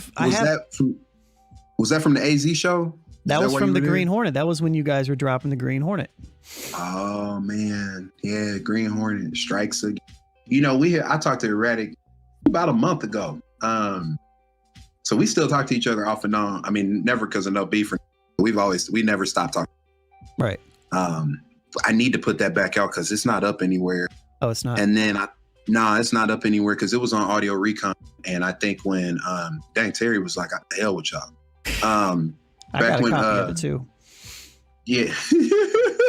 Yeah, when we were so we did Green Hornet, and so at the same time as we were doing Green Hornet, he was still working on, I think maybe he was doing Negative Balance at the same time or something. He was working, and then I was working on. So Sounds of Soul took me like 3 years to really do. When you think about like when I started it to when it came out, and so then at the same time as doing Green Hornet, me and Russ started to do Professor and the Hustler. So like Erratic and I finished another album. Okay. And it just never came out because of timelines with everybody doing everything else. And this is back when we thought we were PR, experts. So we can't put too much out at the same time. Which is an interesting dynamic because that's all pre-Spotify, pre-Apple Music, so before all of that, what were we relying on? SoundCloud and Bandcamp? Blogs. I think that was pretty much blogs, yeah. And blogs. And, if I'm being honest, Mediafire, Mediafire links, yeah. I think when we sent out Professor and the Hustler, it was on a Mediafire link on Twitter somewhere. Just go here and download it. It was Bandcamp and SoundCloud, really. I mean, those were the two main ones. While we're talking about blogs, I always appreciated that y'all didn't, the cool kid aspect of it, like, you gotta be cool enough to be on the Two Dope Boys, or you gotta be cool enough to be on, right.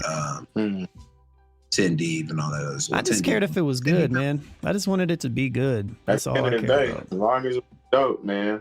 Yeah. It's like, and that was I think we did a good job. I appreciate you giving us kudos too, as far as kind of quality control, because we kind of did stressful, for the quality control aspect of shit.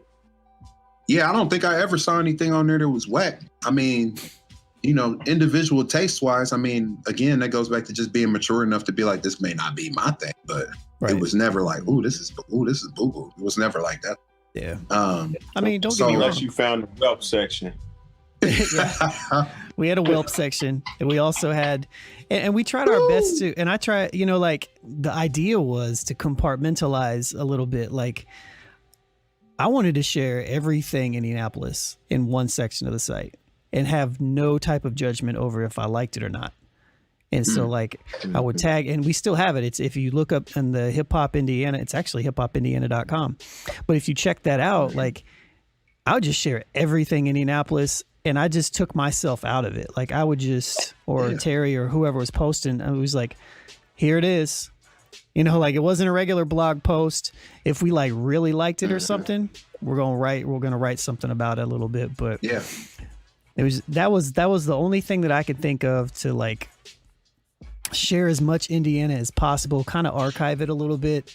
And then as like, I always still like view myself as a producer and an artist first. So like, it's always weird as an artist to share other people's music, because if I say that I don't like something, then the number one thing people's going to come back is like, well, your music's trash. I was like, okay, so that's where we're going.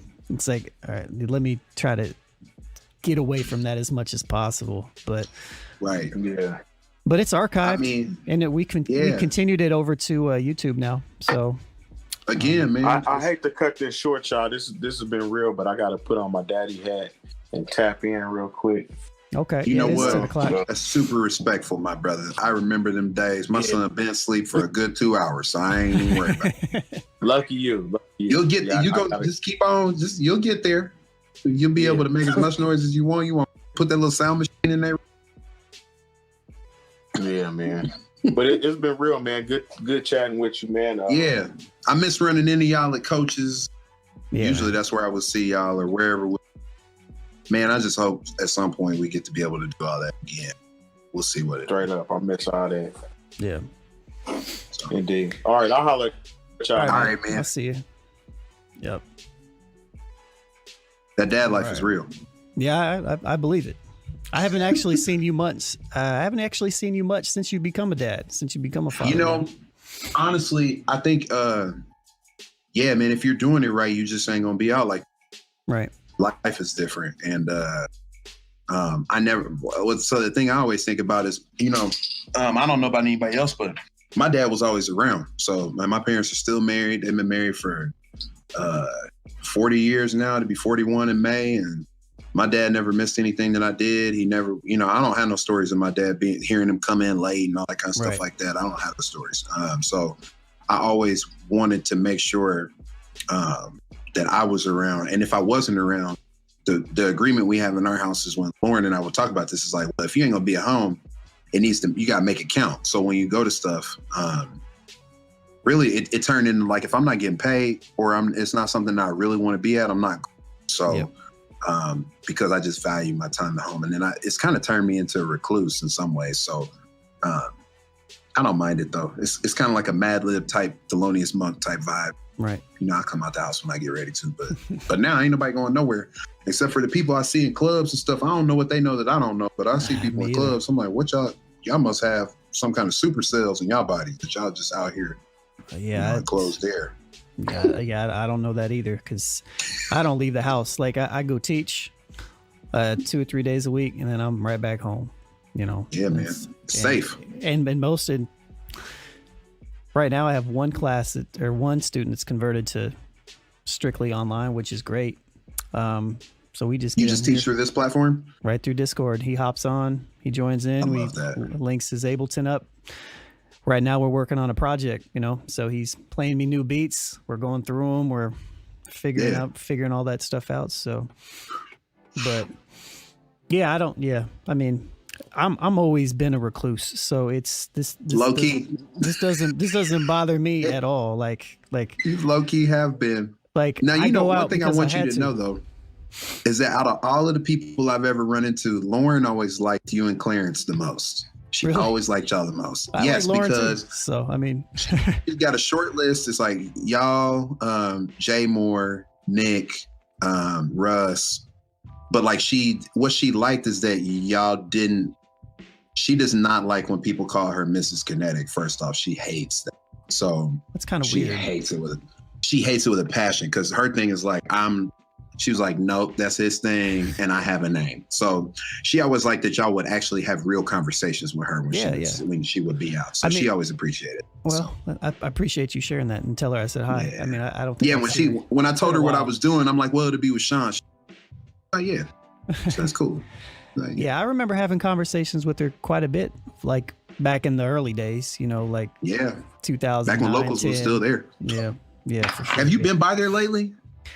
So you know TR, obviously. So he moved back, and he just actually had a new baby in last April or May.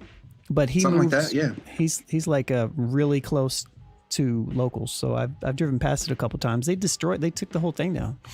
Yeah, it's crazy. It's like an extension of I want to say it's like the little vintage mall that's there, but I remember I went by him. The only way I knew it was where it was is because that light post is right there. So that light post was always, we would just stand under the light post and talk to each other in between sets. Right. But yeah, it's kind of crazy that it's not there anymore at all.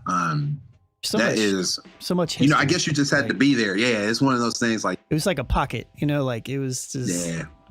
Yeah, it was sad. A smoky, gross Bears bar pocket. Like it was just kind of, you know. Yeah. Now, were you in there when Dave brought in all of his T-shirts and put them all up around the wall? Do you remember that? No, I don't. Oh my gosh, there was one. He had all his T-shirts up around. I don't know why it was. Why did he do I don't this? know if he might have been selling them or something. I don't know. It was Dave. Man. It was something, something weird. But yeah, that honestly, I think, man, for the lane that a lot of us occupy, locals was critical. I mean, that was where that's where we met a lot of people. It was one of the only places we could get shows. Yep. And really, even now, before, in the before times, as I like to call them, we really don't have a.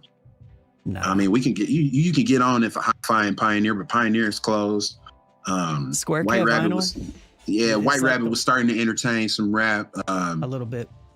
Yeah, radio wasn't really gonna mess with you like that. And I get it. Everybody got their crowd that they know is gonna show up at their venue. But when you think about little local spots that would always take us in, that was the last spot. I mean, in the sabbatical, but it makes me wonder, even when we do get back to a point of doing stuff outside of coaches, where is the hip hop venue? And so I've wondered that too. I have. If I had money and had capital, or if we together, I've always said we should probably we should just get our own spot and just stop worrying about having to pay people for it. I would always, Nick is who I think could probably pull that off. He's probably one of the best businessmen that I know in terms of hip hop. He's really good at that kind of stuff. So yeah, I mean, we've talked about at the school, I mean, we're where we're at right now, but we've talked about potentially getting a larger place that could potentially house something. Maybe it would be venues, but it would be something like a community-driven space or something like that, And even back when Stacia and Diop and I did the build, we talked about the same thing, getting a community space for people to be able to perform regularly, where it's not going to break your pocket. You don't have to necessarily worry about dealing with people that say, all right, well, how many people are going to show up, how much money can I expect it's we really did luck out with Dave and locals, because he was just open for everything. And he's once you got to know him, he'd be like, all right, cool, let's do it, and it's man. And even sabbatical wasn't even a venue, you know what I mean? But it was a restaurant. He let us have the corner of it, which was, and he put sound in it for us. He was faithful enough to do that. I remember when we wanted to go to him, because me and Erratic had the little show series. We did 5 or 6 shows together that we were promoting or whatever. And I think Just Plain Paul and Oreo Jones was one of them. The first one was Whitney Cole and what's her last name? Cole. Whitney and Jason, so Alpha. And then, I want to say, man, we probably had some of everybody involved at one point or another. But I remember we were thinking about what do we need to take to him. And I remember we asked him, so we were thinking about doing a show, a show series here or whatever. Yeah. And he was like, well, these are the dates that I have. Which ones do you want? It was pretty much, that was it. And this is after we had played there for a while, but I don't even know how I got on my first show there. It probably would have been through, it wasn't Kurt Pfeiffer. I know it wasn't Kurt, but oh, wow. That's a name. Yeah, it wasn't Kurt. I do know that much, but I don't know who would have done. Maybe it might have been Heavy Gun or something like that. I don't know. I just know that. Wow, that's crazy. I mean, that was just. Yeah, I mean, if you think Audio about who was Recon. your first show to book, might have been Brad Real, to be honest with you. Might have been Brad. I think mine was Audio. Was Eric and Audio Recon, I think. Oh yeah, might have been. Yeah, and Joe, because him and Joe used to. They had their night like you guys had. He did the Saturday night joints or whatever. I have 3 or 4 videos of your guys' shows. That's right in the middle of when I was recording with the camcorder. I forgot you used to be out here with that camcorder everywhere. And I look back on the video editing now. It's this is trash, but at least it's documented, Man, I just have given myself grace. We were trashing just about everything. Thought it was great, but now I look at the bit rate. Man, we were bouncing 128s and thinking we doing it. Turn it up louder. I'm trying to think. I'm trying to think of other stuff that they let us do a lot of stuff there. I know at one point in time, Russ and I did a 4-wheel show there. So we both set up our own turntables and we played back and forth. And it was super weird. But then, we did the Shrug Fest there. It was in the summer. We brought Nemo up here. I got video of that. Yeah. It was a great show. You know, Nemo works with Jack Harlow now. He's he's Jack his Harlow. manager, right, or something like that. Yeah, he's like right hand slash. He does a bunch of stuff. Yeah, he's there all the time. Yeah, it's random. It's interesting you bring him up because I actually looked him up recently because I wondered what he was doing because I hadn't heard from him in a while, and I saw that his Twitter said something like representing Jack Harlow or something. So, which is dope. He was. Yeah, I saw him. Man, before Jack was really out here at all. That was the first time, really boosting him. But, because Jack is from Louisville and then Nemo from Lexington or whatever. So, and then Nemo kind of bust back on the scene with his daughter was doing, she was dancing to that Schoolboy Q record. Oh, really? That video that went viral, that's his kid. So, what is her name? I can't remember her name. But anyway, yeah. So, when all the stuff that I saw at locals at one point in time, I mean, when you think about it, that I think Kurt was who did the show, but AZ performed there. I mean, like we opened. Oh yeah, I remember that one. I didn't. Yeah, actually, I did. I have video of it, so I had to have been there. Yeah. So it was weird. I mean, it was just like he was like, well, we can do this because I think Erratic and I played, and then I think maybe Tornado. Maybe we played a couple songs. But just in that spot, like, I mean, outside of all the cigarette smoke, that was hanging around in the ceiling all the time, I mean, it was a place to be on Saturday night, Friday night, especially post front page, so once front page,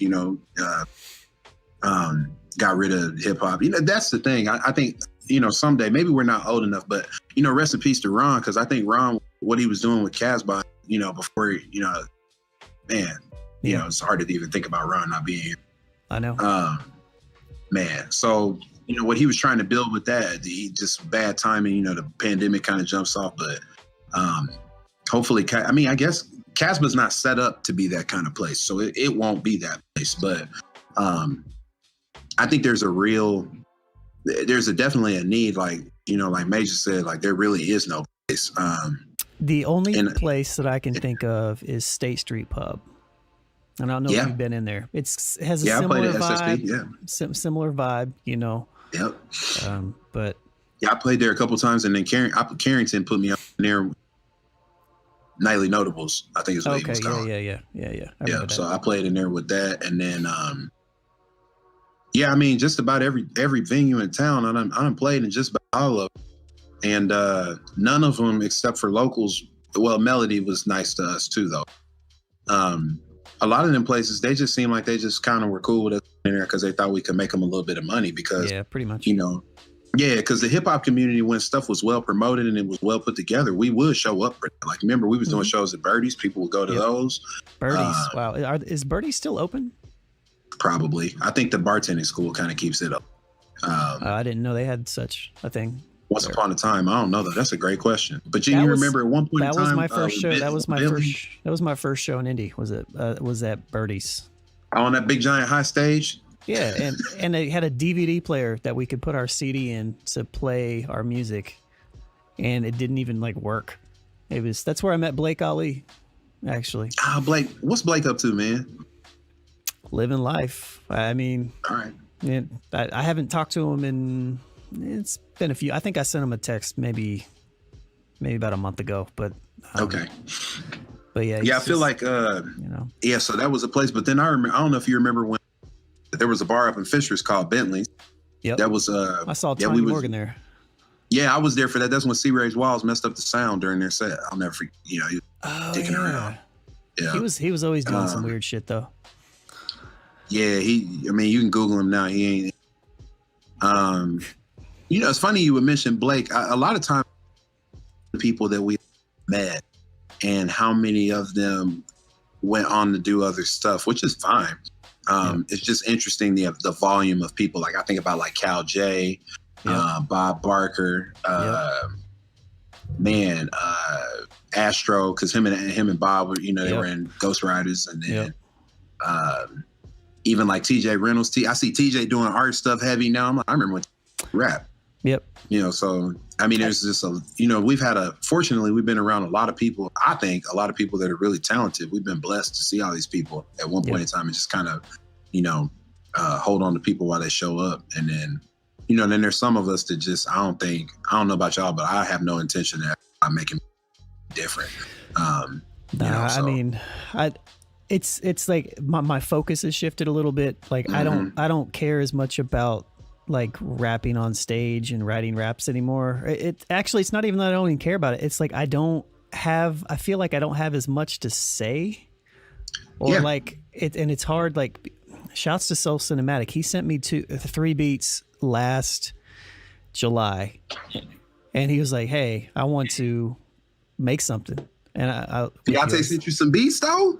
He sent me 3 tracks, and he reached out to me, and I was like, all right, cool. I told him, I was like, I'm not really in a writing phase right now, but I'll get to him. So I've got, in 18 months, I've gotten 1.5 songs written. So, but those are the last songs that I've actually written, period. You know, like, it's like my focus has been a lot more on just production stuff and teaching. It's just a different lane. Like I'm still in the things that I do. It's just, you know, my creative outlet and the way that I can be more, I think most, have the most impact is by producing and by teaching and by doing the other things that I'm doing on the side. So that's just kind of what I've, you know, it's not like I'm ever going to stop doing the things, you know, like if I feel like writing tomorrow and recording and putting some stuff out, I will, but it's weird. I was actually getting ready to ask you, like, has through like the pandemic, through, you know, as your career has progressed and everything like that, do you have the same type of desire to be like a performer artist in that aspect as maybe you did, I don't know, 5 years ago or even a couple years ago? You know, even becoming a father and stuff like that. And the biggest thing for me is just like, I mean, my time is just, the time I have is so different than it once was. So it has made me more strategic. So like last year, I put all that, I put like music out. I think I put something out every month except for like February or something like that. But a lot of that stuff was archived. Yeah. And Jason, who used to go by 𝐊𝐈𝐍𝐿, I talk. So he's always on me about, you gotta put that stuff out. So that was kind of easy. You were saying some stuff earlier, and I was like, I feel like I've heard you say this before, but it's because I watched when you and Jason were on Instagram talking. Oh yeah, and I was like, okay, that makes sense. I was like, where have I'm having deja vu? Like, okay, so yeah. So he would always, he's always been like that with me. It got to a point after a while where he's like, stop talking to me about music unless you're gonna put it out. Yeah. And so, I mean, I still love that. I miss being on stage. I'll never get over. I love to perform. I love to be on stage. It's one of my favorite things to do. The hard part about it now is I don't always feel like I want to keep making new music to be on stage. I just like the legacy of stuff that I've made. Yeah. But I intend to put out an album every year, if nothing, come out in October on the 22nd. But I've always teased that at some point I'm not gonna rap no more. Just don't know if, or it won't be my primary. Like I look at Phonte, he's like a really good example of what I would like to continue to just grow into. Like where, you know, when they put that Little Brother record out, it's almost like just to let y'all know we can still do this.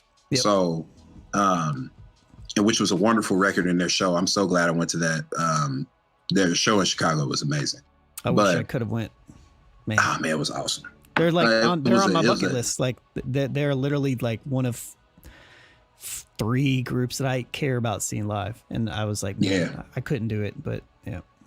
Yeah, I saw them in, first time I saw them was in 2006 at the House of Blues, I think, in Chicago. They were, now get this, they opened for Fort Minor. Oh, so wow. That was... Well, Fort Minor was kind of big for like, you know, like a year, you know. Yeah, because of Mike Shinoda. I mean, he was coming out of Lincoln Park. He couldn't lose it. Yeah.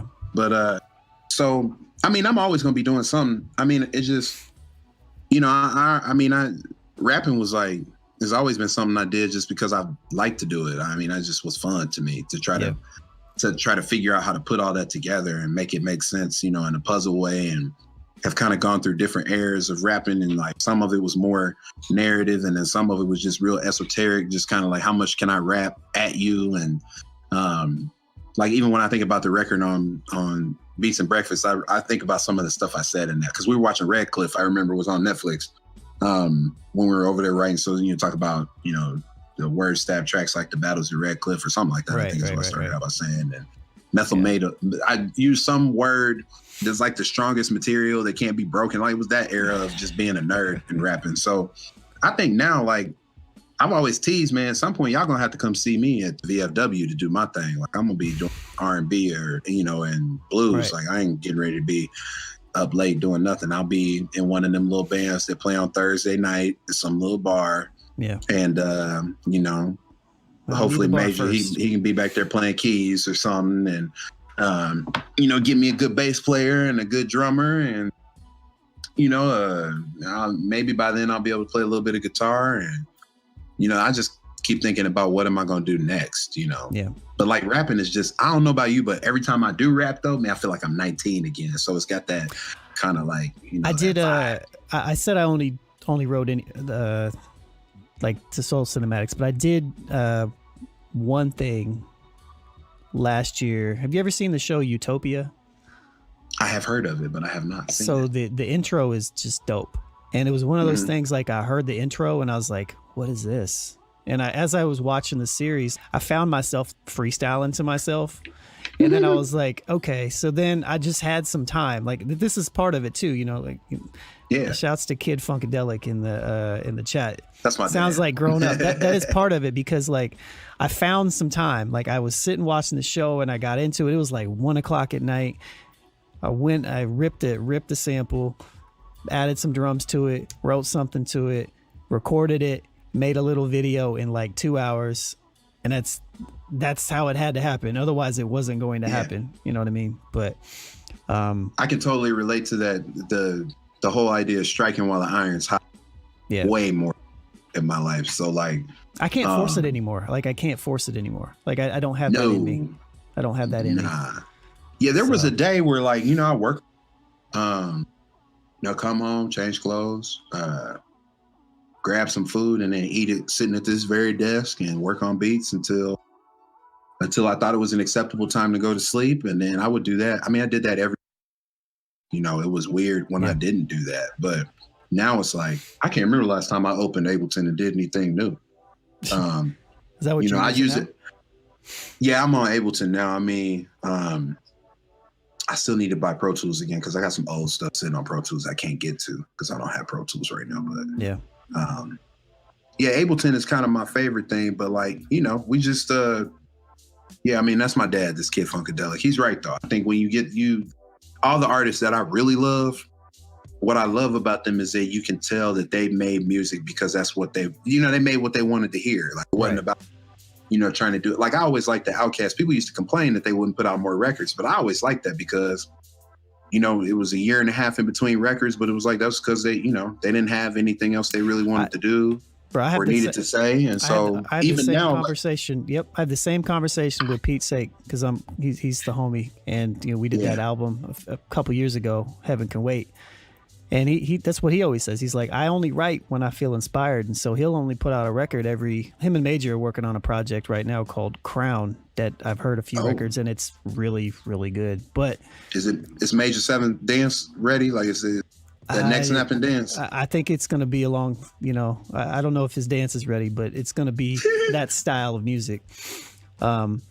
So it's, you know, like sometimes you just, and you, I know you understand this, but, you know, as artists that have created for a very long time, like you have to live life in between to have the, after a while, at least for me, like I have to live through some things before I can write again. And it's just what it is. And sometimes that's even related to just creating. So it's just what it is. That's kind of why over the years, in addition to like people listening habits changing, but all my records are so short now. I mean, I think the longest record I've done in probably the last 3 or 4 years was 35 minutes. And you know that some of that is because I don't think people will one session will listen, even though I hate that for people. I think the album is still the greatest way to hear music. But, you know, even adjusting to that. But a lot of it is just like, man, I don't have time to write records, man. I only had 7 records I wanted to write. Yeah.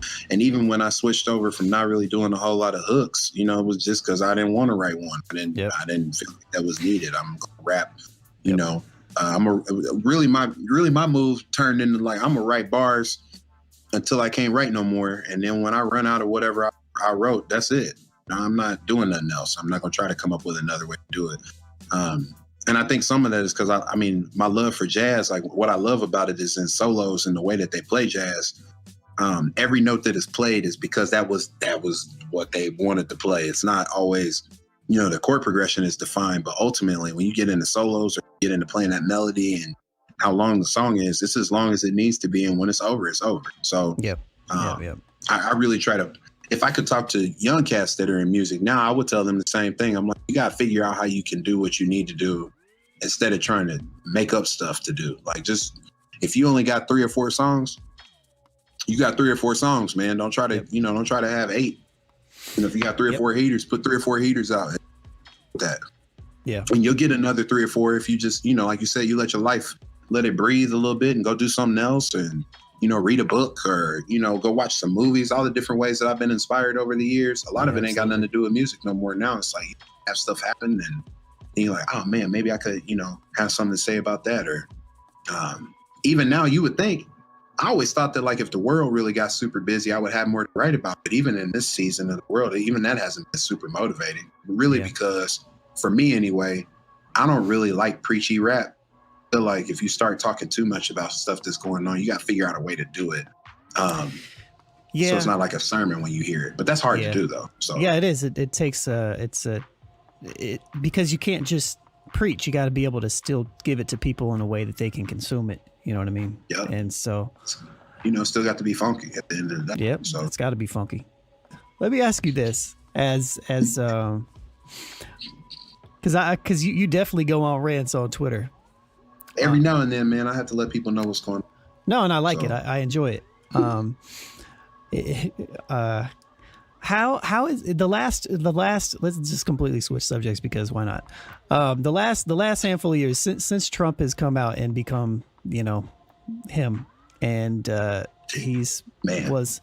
was the faux leader that he was. What's been the biggest shift that you've seen, like, in the country from your perspective since he's become? Oh man, what do you think the biggest shift is? Yeah, I would say, this is really something. There's a lot of things, but I think one of the biggest things I've noticed is this almost disdain and disrespect of knowledge and people who are learned, if you will, like that know what they're talking about. Because he fostered so much this attitude of everything can be disputed or is speculative or is partially true, or this whole idea of even fake news, but that idea, if you blow it up, this idea that just questioning all knowledge and like, how do you know what Kanye call it, being a free thinker? And I'm like, there's a difference between like independent thought and, thinking about things for yourself and just challenging everything as if everything is false. And the hard part about that for me and my profession is that cheapens some of the work that we do, because here we are trying to get people, prepared to be higher level thinkers and being able to evaluate and analyze and construct things based off of what they know, from a factual level. And you go up, you understand as a super educated brother like yourself, you have to be able to take information and put it together to make it mean something. But if we get so wrapped up in challenging everything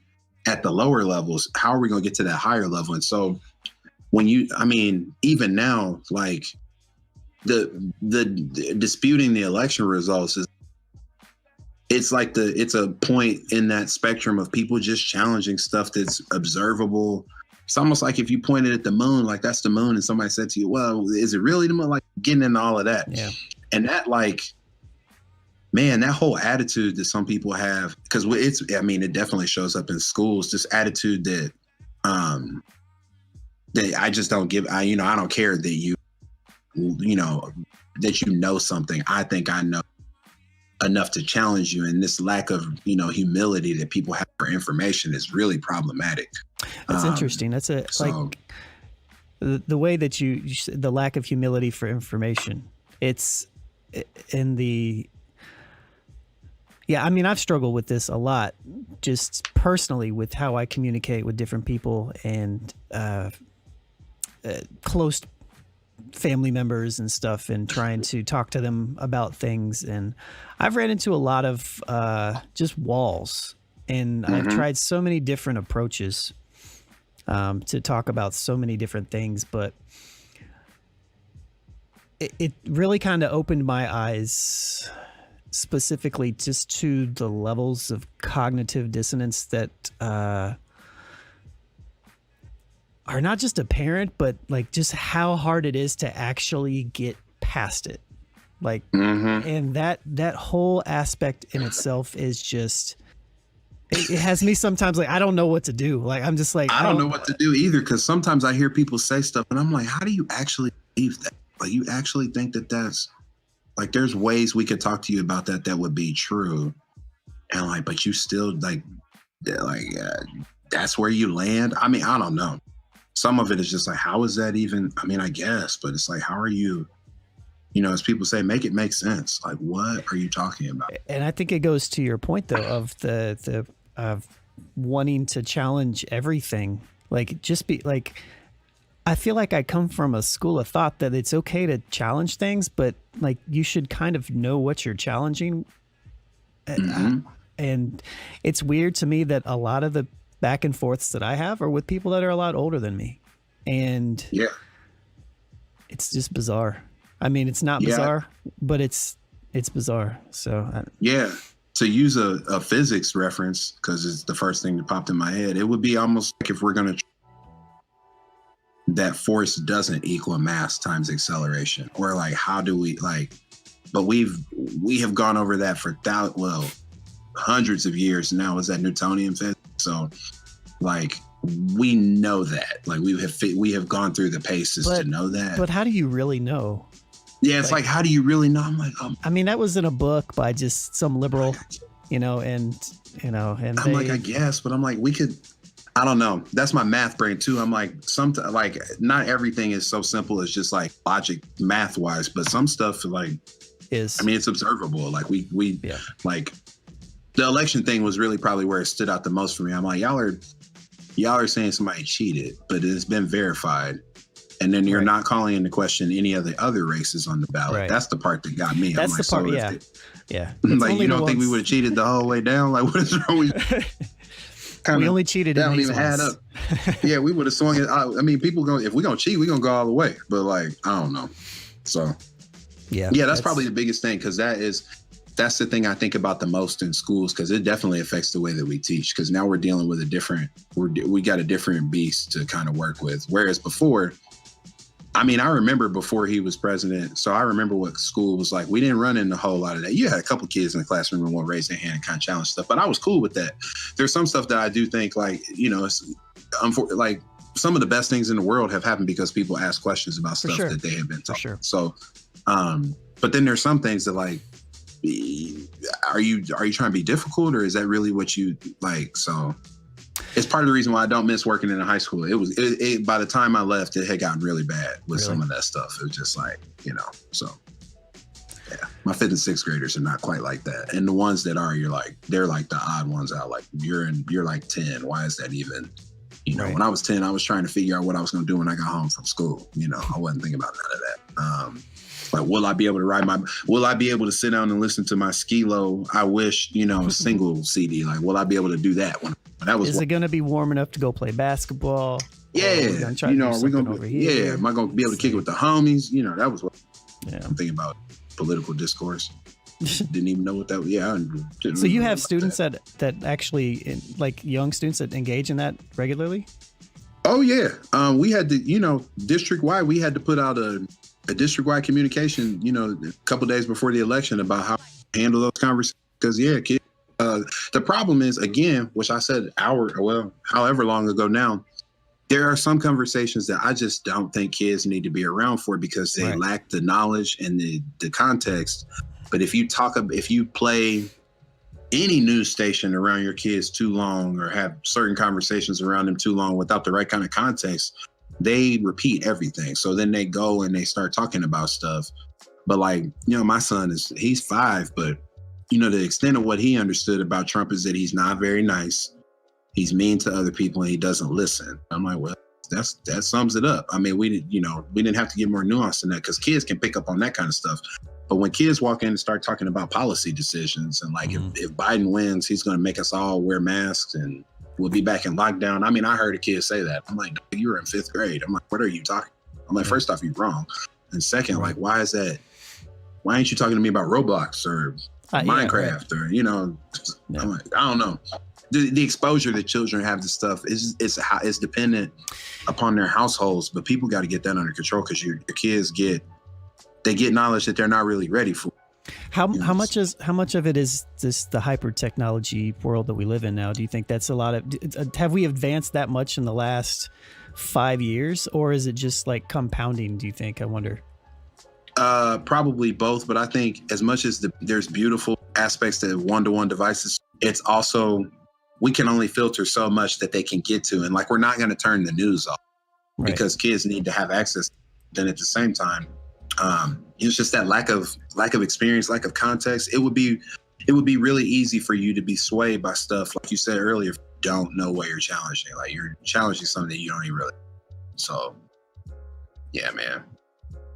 That's probably the biggest bummer, though. White supremacy. Some people are in denial, but that stuff was already, that ain't new. So he like raised the bar, but it was already there. But this whole knowledge thing, even like when it really kicked in for me is when I started about colleges being liberal bastions of information. I'm like, when that's a hell of a reach, because I went to plenty of people in college. I went to college with people who definitely were not liberal. So if y'all think this is just like some liberal hangout, I'm like, it ain't. That's like, which college is that? Yeah, and then I don't know, but obviously, I mean, I think he's done a really good job. The one good thing that I think that Trump really did a good job at was bringing the covert white supremacy and racism to the forefront for us all to see, and just to see how much it is just embedded into many of my kin, if you will. And, we talk about in school sometimes. People try to address issues that they want to. We use the pond and the fish analogy. So people think it's fish. Like, if you go to a pond and you see fish continually dying in the pond, they're like, man, what's wrong with these fish? But really the question is, what's wrong with this pond? And so he's kind of made it where like people thought it was the fish, it's the pond, man. It's, it's much bigger than that. So I guess that's a good perspective to have, because honestly, I've never seen people so active and trying to make things better in certain fronts than, I mean, this is the most active we've probably seen people in our lifetime anyway. And that's not a bad thing at all. We probably needed that. Yeah. So we probably needed to be, it's the one silver lining. I think that maybe it will lead to some sort of more consistent awareness that may potentially lead to a little bit of some sort of change. You know what I mean? But we'll see. It's worth it though. I mean, that's a fight this, but I sure wish we could have got to it a different way. Hey. Yes. I 100% agree with you. You can't pick what you get sometimes. Yeah. So, well, all right, man. I'm going to, I guess, log off and go reheat this pizza, that's cold, and have some dinner. And I definitely appreciate you coming on and talking with you. It's definitely been good catching up with you. For sure, man. I know I'm looking down, but like, you're down here, so it's like, I get it. You're one of my, hey man, I love everything y'all doing, man. Just, like I mean it when I say easily the most consistent when it comes to music journalism of the style that y'all have been able to figure out between the podcast and then now this. And it's important. Well, I appreciate it, man. And shouts to KINETIK Mama and Kid Funkadelic. I appreciate y'all. Yeah, my parents are here, man. They wild. So, but hey, Mom and Dad, I don't think I'm gonna do something else for y'all music. Watch TV or something. So anyway, all right. Well, appreciate it, man. All right, man. Well, you have a good night. I'll talk to you. Yep. All right, see you, peace. bro.